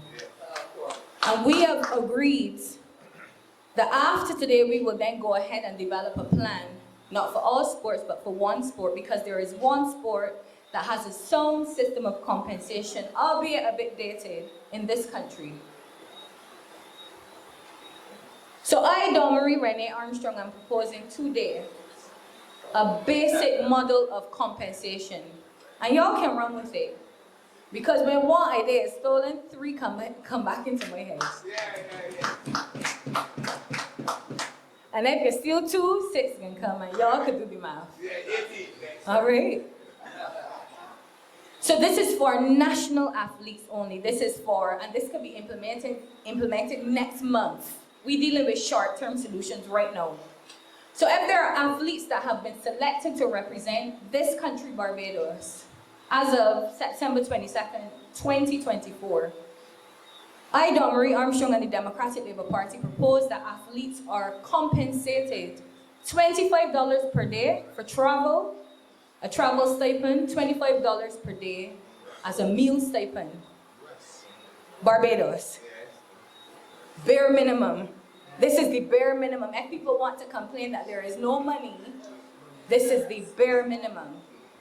This is $50 Barbados dollars per day for an athlete representing their country. Our leader and I propose that athletes who are selected to represent their country be retained for a minimum of 12 months. You retain 15 athletes. These athletes are athletes that you would deem to be in an elite performance group. So within 12 months, either of these 15 athletes can be selected to represent our country. So for 12 months, you have athletes receiving $50 Barbados dollars per day, which, if you do the figures, accounting for 365 days in a year, it will be an annual stipend of $18,250 Barbados dollars per annum, less than minimum wage. And less than the Prime Minister's Cup. This is for one athlete. For one athlete. All right? Tax-free. So the athletes aren't paid employees. The athletes are talented sportsmen and women being compensated for their talents. A tax-free stipend, 15 athletes per organization per annum, the 18,250 accounts to about $273,750 per year per organization. So 3 Prime Minister's Cups. Three Prime Minister's Cups per annum in order to have each sporting organization. And I chose not to list the number of sporting organizations that we have in the country because some are not actively functioning. So until those organizations can have their committee set up, until they can have their board of management appointed, until they can have their presidents appointed, they will not be able to receive any funds. So you have to demonstrate that you are a functioning organization with a constitution, with your board in place, with your employees that will be managing the money, clear processes for accountability, for transparency. But we recognize to begin to professionalize sport in Barbados, well, from tomorrow, because they gotta wait to see the video first. So if they decide to do it by this week, 273,000 Barbados dollars and a little bit of change is what is needed to professionalize sport at the basic level. So what Comrade Ralph and I were speaking about was the Barbados Cricket Association, recognizing that they had a system of contracted players in the past. This is where players were recognized to be having some talent. They were placed in different categories and they were compensated monthly. And players received, at the bare minimum, $1,500 per month. And in the top tier, they received about 3,000 Barbados dollars per month. But again, the Barbados Cricket Association can't sustain that. You just need to answer the public accounting documents of the BCA to be able to see where the money comes from and exactly where it goes. All right? So there we have it. The professionalization of sport in Barbados with a mild investment. Some people would say, well, that's a lot of money. But the amount of money that it can generate, you see? Because economic activity comes when people spend. And if athletes are being paid, they can now spend. They can now pay their psychologists, they can now pay their physios, they can now pay for the food that sells in the supermarket, which is an extortionate price. So telling an athlete, we want you to be your best, we want you to compete at your best, however, you can go to a bakery and get 2 soft breads and a soft drink in order to do so. Those days will now be behind us, okay? So compensation for our athletes. I would have highlighted earlier in the year that cricketers in Barbados need to be paid. And it isn't because I was a cricketer myself and therefore I believe, cricketers need money. It is because cricket is at the heart of our culture. When we neglect cricket, we neglect who we are as a people. When we neglect cricket, we neglect our identity. When you see the young men who have started from as early as March this year training, the final was played today, as I said. And you see those young men playing for months, not a red thing. And you heard, well, there's an ongoing football cup, and players are being paid XYZ per game. How would you feel? And those cricketers are playing down to December. And I would have suggested years ago compensation for players actively playing in the elite divisions. And I think it could even be extended to first division. I suggested $75 per T20 game, $150 per one-day game, 50-over game like today, and $300 for a 3-day game. Y'all could punch your numbers again, and the BCA can afford it, right? Someone rebutted to me and say, in the paper, well, if we had to take Dr. Armstrong's suggestions, it would end domestic cricket in Barbados. And I said, well, who is playing cricket to be domestic anyway? Men leave Barbados and go to the UK and make £10,000 in 3 months. In 3 months. Enough that some would say that they can't even use to live for 6 months. So if they can't use £10,000 to live for 6 months, how much you think they're using $0 for? And not only is it problematic in terms of performance, but these young men have jobs that they have to commit to, jobs that don't allow them time to play their sport, time to train. They need letters to state that they're on national duty. They're heavily monitored. Sometimes they get warning letters when they let their employers know, well, I have to go. And they're not protected in any way. So our sportsmen and sportswomen risk having a livelihood, but yet not able to capitalize on their talents where they could potentially make millions outside of the Caribbean. All right? So I didn't come to be too political today. I came to be very pragmatic. And I don't want anyone to miss this. I have come to give the government clear solutions to the clear problem that they have with the inadequacies within the Ministry of Sport. Shaquani quite rightly highlighted the inadequacies in the ministries of youth. But the intersection of these two ministries is what is of critical importance for the future development of our country. You cannot talk about youth without speaking about the opportunities that sport has provided for the youth of our country. Scholarships, money. Thierry Gale right now is playing in a professional league somewhere in the world. Shade Williams is contracted now. She is making her money. We want other athletes to be able to make their money in the same way. And I really do hope, because I think that when people believe that they turn a blind eye to something that is said, they think the problem will go away. I intend to let the government know that I am a problem that intends to stay.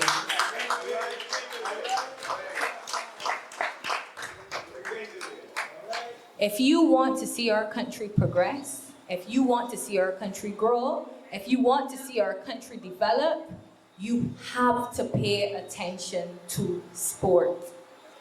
I, Marie Armstrong, will no longer sit idly by and see our sportspersons taken advantage of. And I will leave you on a quiet note, because I have not made any war crises yet. But I do hope within the next 3 months to see a sound proposal from the Ministry of Sport and from the government laying a clear pathway to sport development in this country. As a matter of fact, I hope to see it being debated in Parliament sometime soon. I will not let 2024 go by without questioning where is the policy, the legislation, the act, anything to give us some hope for sport development in this country. Comrades, and on that note, I thank you.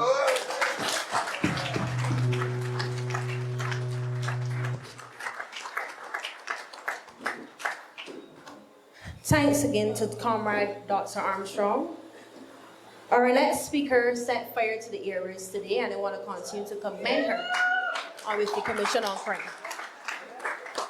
She's a former senator, president, attorney at law, spokesperson on the Attorney General and Home Affairs, Miss Verla de Peiza.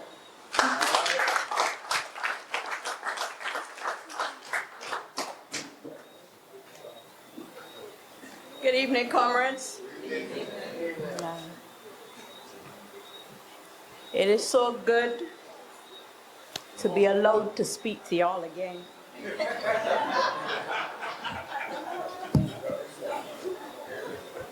You really want to know who stopped me?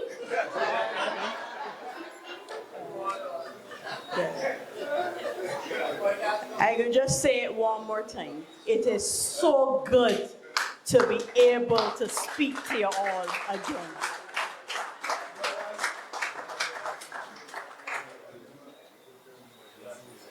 I want to thank Comrade Ralph. I don't know how long he spent putting together this team of spokespersons. But I sat here this evening with my heart swelling with pride. Starting from Amoy, moving all the way down to Don Marie just now. It has been a wonderful evening.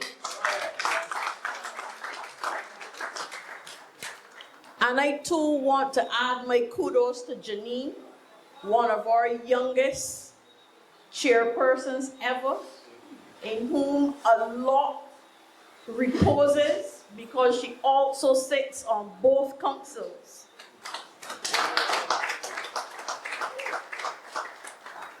And I want to thank the St. Philip North Branch for the opportunity to be here this evening on a showcase of the females of the Democratic Labour Party.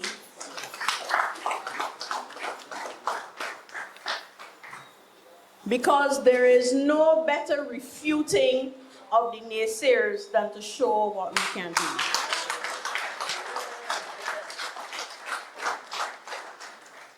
And the only additional comment that I want to make on that point is that discipline has no gender.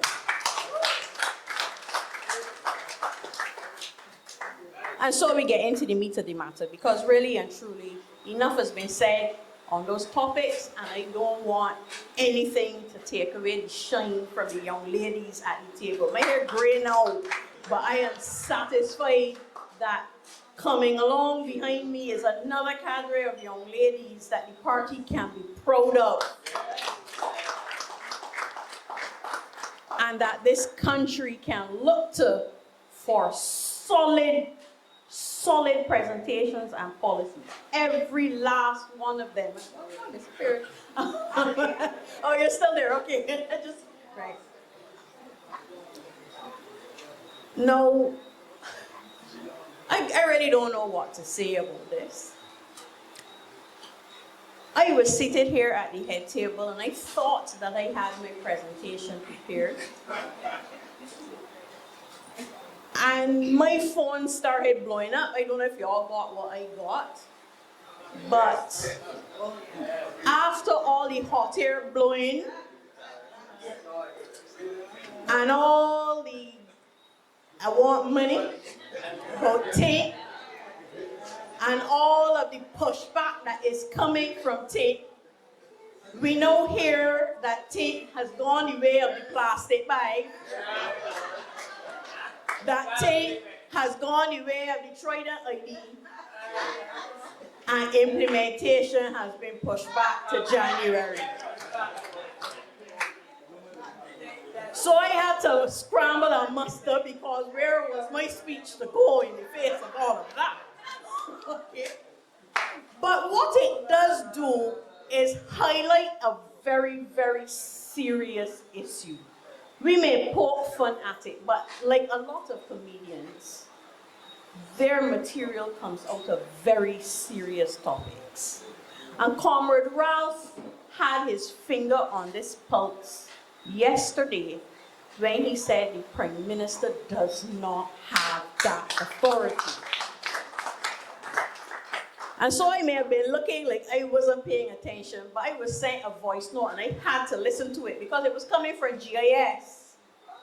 And what it indicated, I know you all probably just got the blurb from Starcom Network, but there is an entire voice note that I want you all to listen to where you all get out of here. Because what is coming for, and they're really great at language. I have to give them that. It's a total skill. But we had, I can't even say unprecedented because it continually happens. We had the declaration of law by word of mouth from a prime minister when all of our laws are in writing. And as I listened to this voice note coming out from GIS, I listened 3 times because I can't believe my ears. The regulations are not in place. That's number 1 that I took away from that voice note. Number 2, the equipment is not in Barbados. And for me, the best one yet, the commercial interests are already calling, registering their objections. So we understand what is behind the pushback.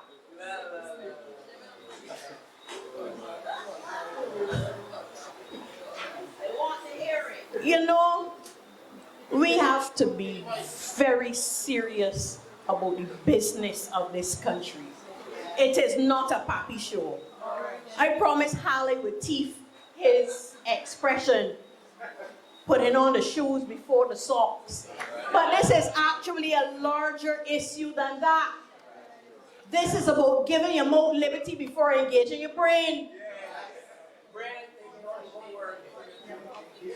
When we are talking about crime and finding crime solutions, we are talking about serious matters and having policy initiatives that will help bite into the instance of crime in this country. And while I understand that the police are concerned about how vehicles are being used, it cannot just be window dressing. Pardon the expression as we discussed it. But in the last 24 to 48 hours since that press conference, I have received 3 alternate. First, there were 2. When I spoke yesterday, I spoke about 2. I got another one since yesterday of variable tape that you could press a button and suddenly it is clear. So that regulation is in our 1984 road traffic regulations. So it cannot be fit for purpose for our 21st century situations. When we are looking for solutions to our crime situation, it calls for a significant engagement of critical thought. It is not about knee-jerk reactions. And that is what we were visited with on Friday. Or was it Thursday? I forget. On Thursday. It was of sufficient note that it has gone to the deep, dark recesses of my mind already. We cannot be trivializing crime. This is something that impacts every one of us. And I heard, whilst others were paying attention to tape, I heard twice the Prime Minister spoke about making Barbados a gun-free society. It sounds great. But what it really does, because let's face it, we've seen the results of gun amnesties. The rusty, the busted, the past their working life, and I'm pretty sure a few antiques and relics in there as well. But you're not netting the Glocks and the machine guns and the AKs, the AR-15s, or the magazines to go with any of them.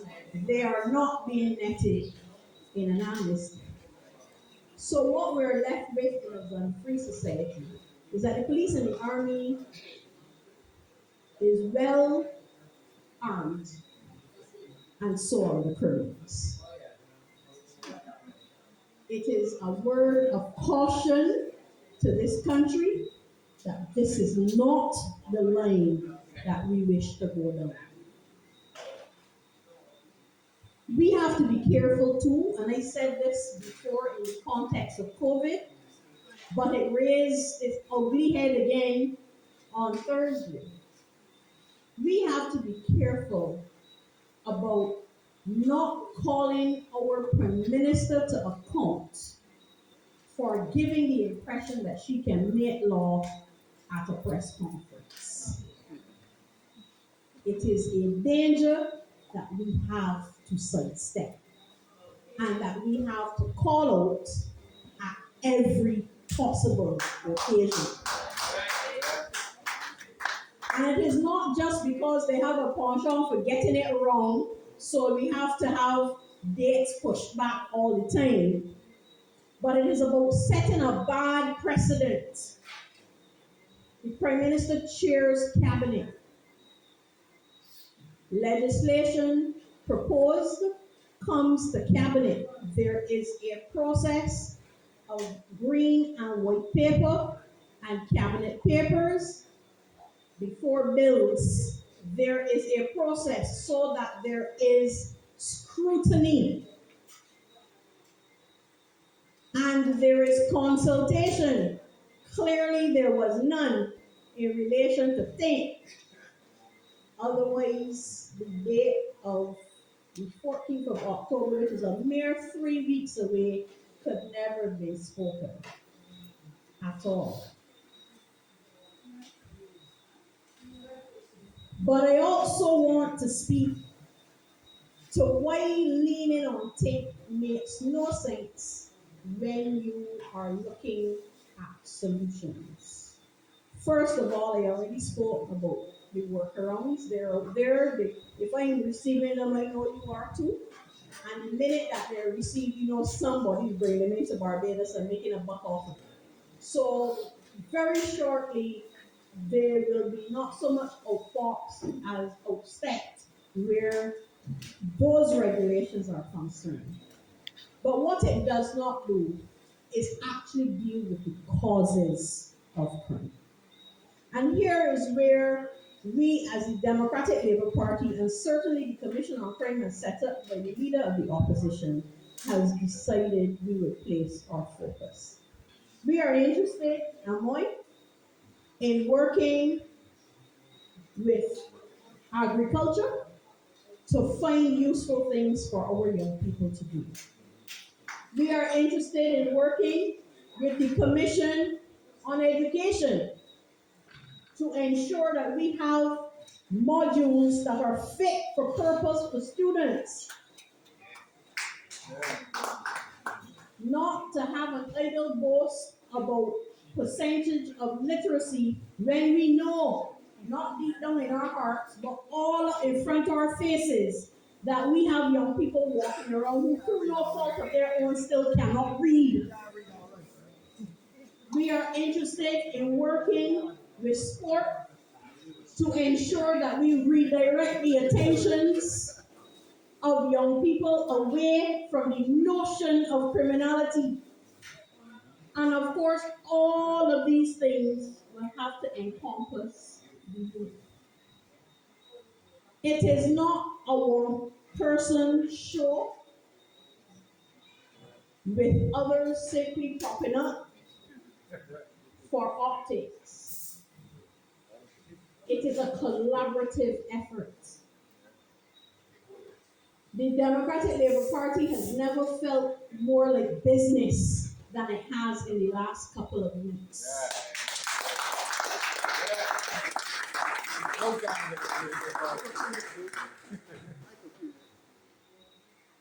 Production at meetings, can you imagine such a thing?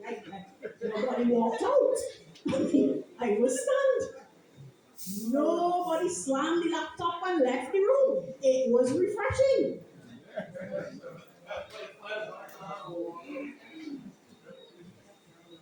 But in all seriousness, we have to find ways to have our country engaged in this conversation of crime prevention. We have some surveys that will be coming out shortly because we recognize that you can't only have the studies, you have to have it backed up by some statistics. We have been taken seriously by other organizations who have called and offered their statistics, recognizing, we seem to have been some airy-fairy notion and everybody on the other side was poo-pooing it until we started having the town hall meetings that they're obviously following. And societies have been coming forward and saying, we have statistics, please use these. And we are grateful to them. None of them has given me permission to call their names, so I'm going to do this in this forum, but they will certainly be given their kudos when the report comes out. And it is important to share that nugget because when you hear the vacuous criticism that not sitting on the council means that you don't have the national interests at heart, you will know that serious organizations understand what we are doing in the Democratic Labour Party and want to be a part of it. And so we will continue. We have an aberration today because of this meeting, and this meeting was very important. So we postponed the town hall meeting for today. It doesn't mean it isn't going to happen, it just means that the whole timetable has been pushed down because they have to happen. The report date has not been pushed down though, and at our last meeting we were already discussing structure because we are as far advanced as that. So we have weighty conversations to have with the people of Barbados. And we are not going to come to them with frivolity, nor are we going to come blowing smoke. It is too serious a conversation to be treating it with levity. It is too serious a conversation to be simply glossing over. What we want to hear from the government and what we are definitely proposing for the country is that we find ways to engage with our young people as early as possible. One of the initiatives that we've been considering, because when you are looking at finding work for young people to do and finding meaningful work for young people to do, I am not talking about just asking them to do a task. Cleaning up the action was necessary, but then you pull the rug from under them with just a few months to spare, there is no job security in that. So we've considered things as robust as taking initiatives into the secondary school to promote policing. Because you can't have the criminal notion, if you are putting it in their heads that they can be part of the solution, they don't want to be part of the problem. But you will have to bolster it by really meaningful things. Nobody to talk about the money. Because you can't be paying young police officers slightly more than those same young men who were cleaning up ash and expect them to face bullets on behalf of the people of Barbados. They need to be paid properly.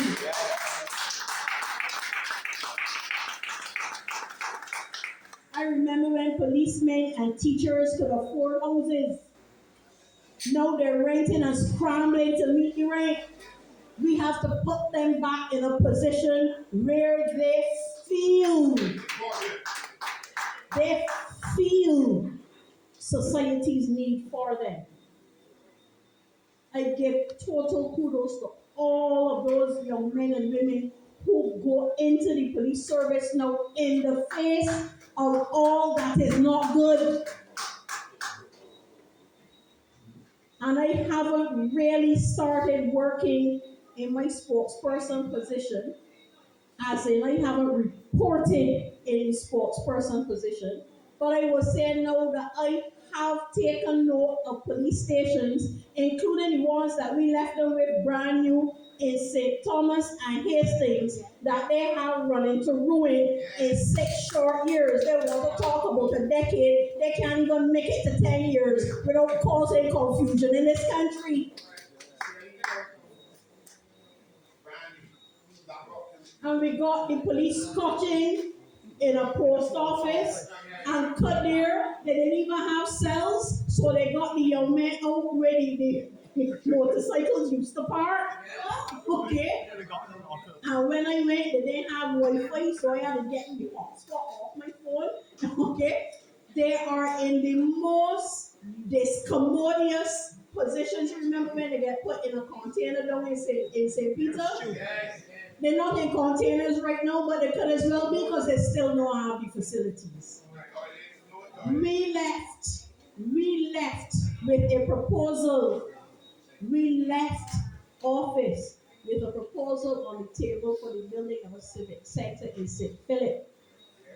Anybody who has been to District C police station has to leave shaking their head in wonder. It is a fantastic view. And that is all I can say good about it. The police officers are putting their lives on the line for us every day, and they deserve better. And they don't only need to be paid properly, they need to be insured. The number of police officers who get into accidents on the job and they have to wait on the goodwill and ex gratia payments from the Attorney General's chambers as and when they feel like, and I'm talking a good dozen years down the road, I am not exaggerating. There are other attorneys in the building, they can let you know. There are police officers serving and served before in the building, they can let you know. Those are the conditions under which the police now serve. And they do a fantastic job. Their clear-up rate is excellent. But it would help them so much more if on the other side, government did not abdicate its responsibility to any council and came up with policy positions that allow for the prevention of crime in the first place.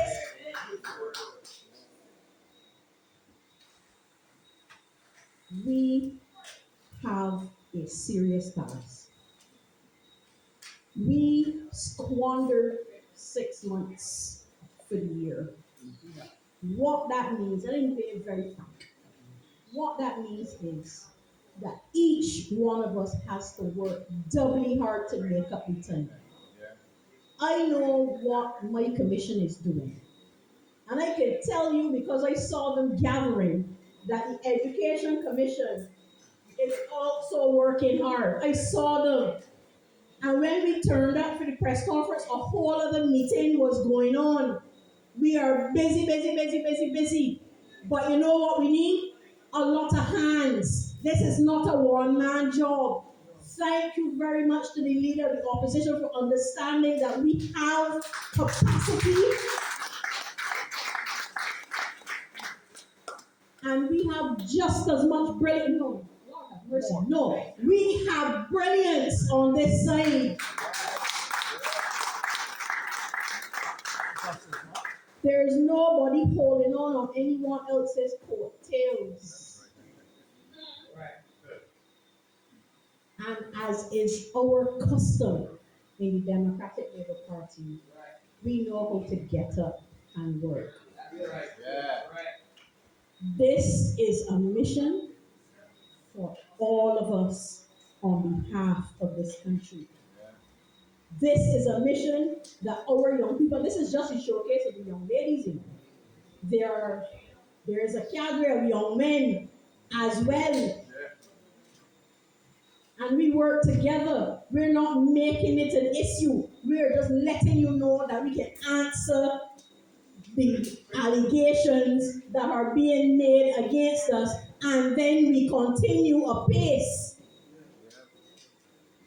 We call, and I'm overstepping the mark because I haven't spoken to the leader about this, but I am sure this is his intent. We call on each one of you to step up. You know your strengths better than we do. Find us and tell us. We will find Ralph. If you're too shy to talk to him, you're accustomed talking to me, You're accustomed talking to the panel, but I can tell you don't have to be shy to speak to him. Can't even find our middle class. We, in 6 short years, this country has slid so far back that we can't find some roads. I'm not talking about the ones that got fixed for World Cup. I'm talking about the ones that we Barbadians have to travel on a daily. This country has slid so far back in the last 6 years that we cannot identify ourselves culturally anymore. And the rescuing of this country has always been the responsibility of the Democratic Labour Party, and I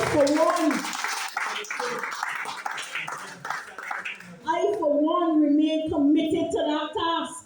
We all have different roles to play. We can't all be at the front line. We can't all be ministers. We can't all be spokespersons. But we all stand at the bus stop. We all go to work. We all interact with our families. We all know somebody who knows somebody who knows somebody that we can talk to and spread the message and the word of the Democratic Labour Party that we, despite adversity, are standing up and speaking up on behalf of the people of Barbados. And we are satisfied that we have taken the fight to this government in just one short weekend to make them backpedal on one step. And we're going to give them all the hints right now, Marie. We're going to tell them how to do it, because if they don't know how to run the country, we're going to tell them how to do it. And the people of Barbados will see that they can trust us one more time and that we are ready and fit for the task. Okay.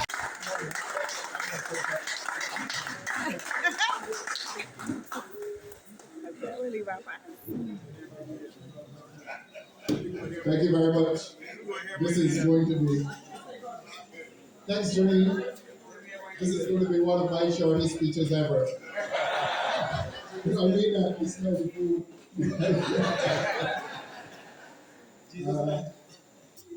I came here this evening to honor the ladies of this Democratic Labour Party.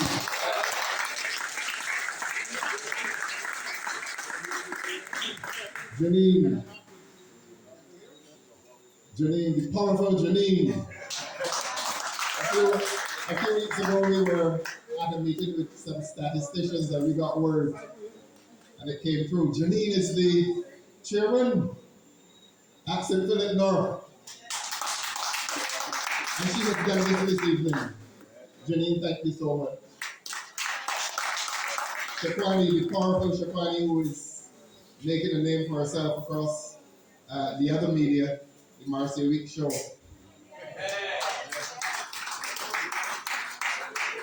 I really should come to Verla last, but you have seen a power.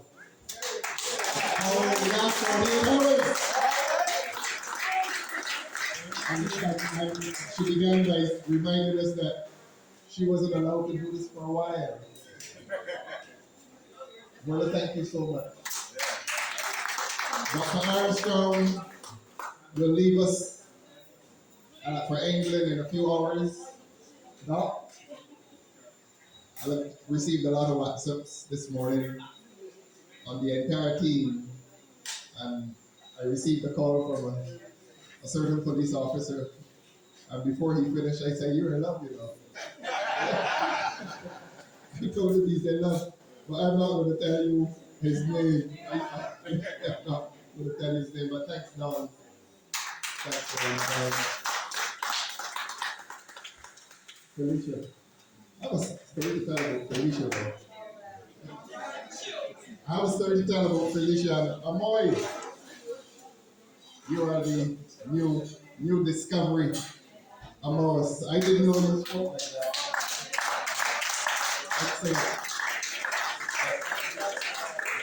We're here to honor the women and talk about power. I came up here this evening. I was delivered here by two ladies. I wouldn't tell you who they are yet. But it felt like childbirth. And I was delivered. I came into the car, and one is driving, and I'm saying, "But keep your eyes on the road." And the driver said, "You know, we have planned not to come for you because we knew you would behave like this." And they had me in the back of this car, and Felicia's driving, and when you say something to her, she comes back. Felicia tried to tell me. I don't know which one was the mother and which one was the midwife. When I was delivered here this evening by Mother Felicia and midwife Shaquani. But I'm not going back down again. But we've come to honor the women in this party, the ladies in this party. As you all know, the last 4 months, is it 4 months? Have been an extremely stressful time, and I agree with you. I agree with you, Verla. There's a breath of fresh air, a release, a happy release of tension.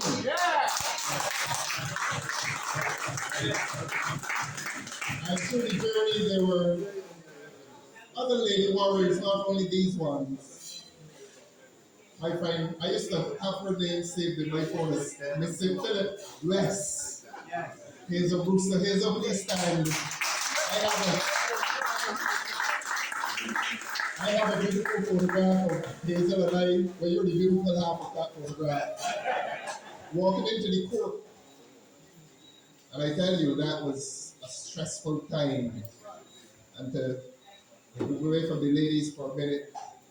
Where's Neil Marshall? Neil Marshall. How about Michael Carrington, Brian Barrow, and the one shouted at us all the time to do the right thing, Kenneth Best. And Ainsley Granger, who cannot be here this evening. Those were the lawyers who carried us through the process, but the women of this party. We have women warriors around here. Now, the other side has some warriors.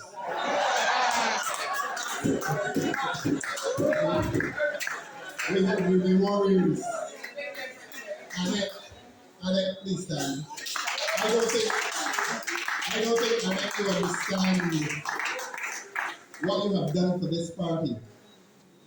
I don't think you understand that you took control of the headquarters, and when they were trying to storm the headquarters, you reported for duty every day. Never forget the name of that work. And the one who we think is so shy, I don't think she's a shy. Melissa. Melissa, we want to hear from you very, very soon. Melissa Howard. Is that you, Melissa? Please stand. And when they were storming the gate, this will go down in history. And when it goes down in history, we will remember these names. That when they were storming the gates on the Sunday evening, the greatest warrior who kept them out, she knows what I mean. God, where are you hiding?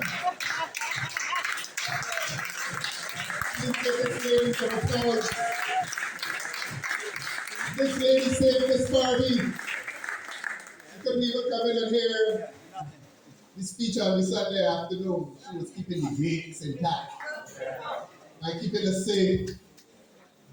But you know, there's forgiveness. Thanks, Donna. There's forgiveness in our hearts. There's forgiveness in our hearts, and there will come a time where we will open our hearts and open the heart.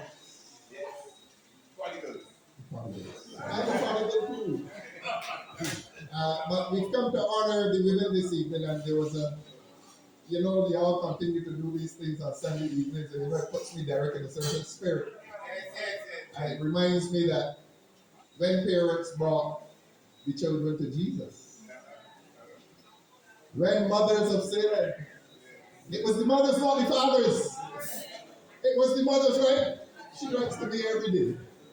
Every day you send me WhatsApp. I love them, I love you. When mothers of Salem, their children brought to Jesus, the stern disciples turned them back. The men were turning back the children, but it was the women who were bringing them to Christ. And it is the women who will bring this party to the kitchen of our dinner. And Verla, thank you so much. for doing what you have done here this evening, and I want to read a poem and close, and I want some food. I want to read a poem dedicated to you, the six of you, and Donna, and Melissa, and Hazel, Julie, and Julie. Yes, Julie, where is Julie? Come on, Julie. Julie's still outside, protecting the building. Still protecting the building, Julie. The women, and I want to,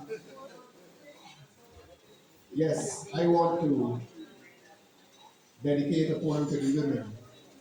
And another son who was brought to Salem. When your mother brought you to Salem, do not let any stern disciple turn you back. Simon Clark! Please stand. Brought to Salem by these ladies who organized this evening. Don't feel, as we say in Barbados, don't feel away. There's a way for you, and a way is being laid for you, Simon. You are a good young man. All right. And I want to close by reading a poem in tribute to these ladies, to the ladies of the Democratic Labour Party. And I know, Verla, I know you know this poem. Still I write. Maya Angelou. And gentlemen, when you hear this poem, name, you know, I don't want to trespass on theological views, theological beliefs. But the first human being discovered by science is a woman. Is a woman, y'all knew that? Don't tell your priest that I gave up the Holy Trinity challenging Genesis. But the first human body exhumed from the earth, the oldest human being, is a woman. And we don't give them enough honor. I say again, we've come here to honor the women this evening, the women of this party. And Maya Angelou does it very, very well. And the poem is not too long. Bear with us, bear with me. This is for these warriors, these fighters, these mothers, these people who, when the men run away, in the darkest hours, it is the women who stand up for their sons and daughters. It's always the women. And so I read the poem by Maya Angelou, Still I Rise, and when we see our women rising, we must let them rise even further. You may write me down in history with your bitter, twisted lies. You may trod me in the very dirt, but still, like dust, I'll rise. Does my sassiness upset you? Why are you beset with gloom? Cause I walk like I've got oil wells pumping in my living room. Just like moons and like suns, with the certainty of tides. Just like hope springing high, still I'll rise. Did you want to see me broken? Bowed head and lowered eyes, shoulders falling down like teardrops, weakened by my soulful cries.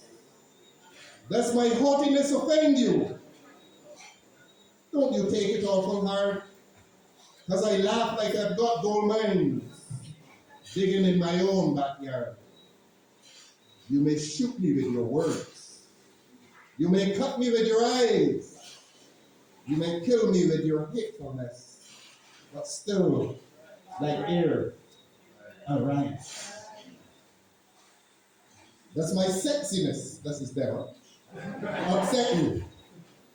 Does it come as a surprise that I dance like I've got diamonds at the meeting of my thighs? Out of the huts of history's shame, I rise. Up from a past that's rooted in pain, I rise. From a black ocean, leaping and wide, welling and swelling, I bear in the tide. Leaving behind nights of terror and fear, I rise. Into a daybreak that's wondrously clear, I rise. Bringing the gifts that my ancestors gave. I am the dream and the hope of the slave. And say with me 3 times. I rise. I rise. I rise. Let us stand and honor our women.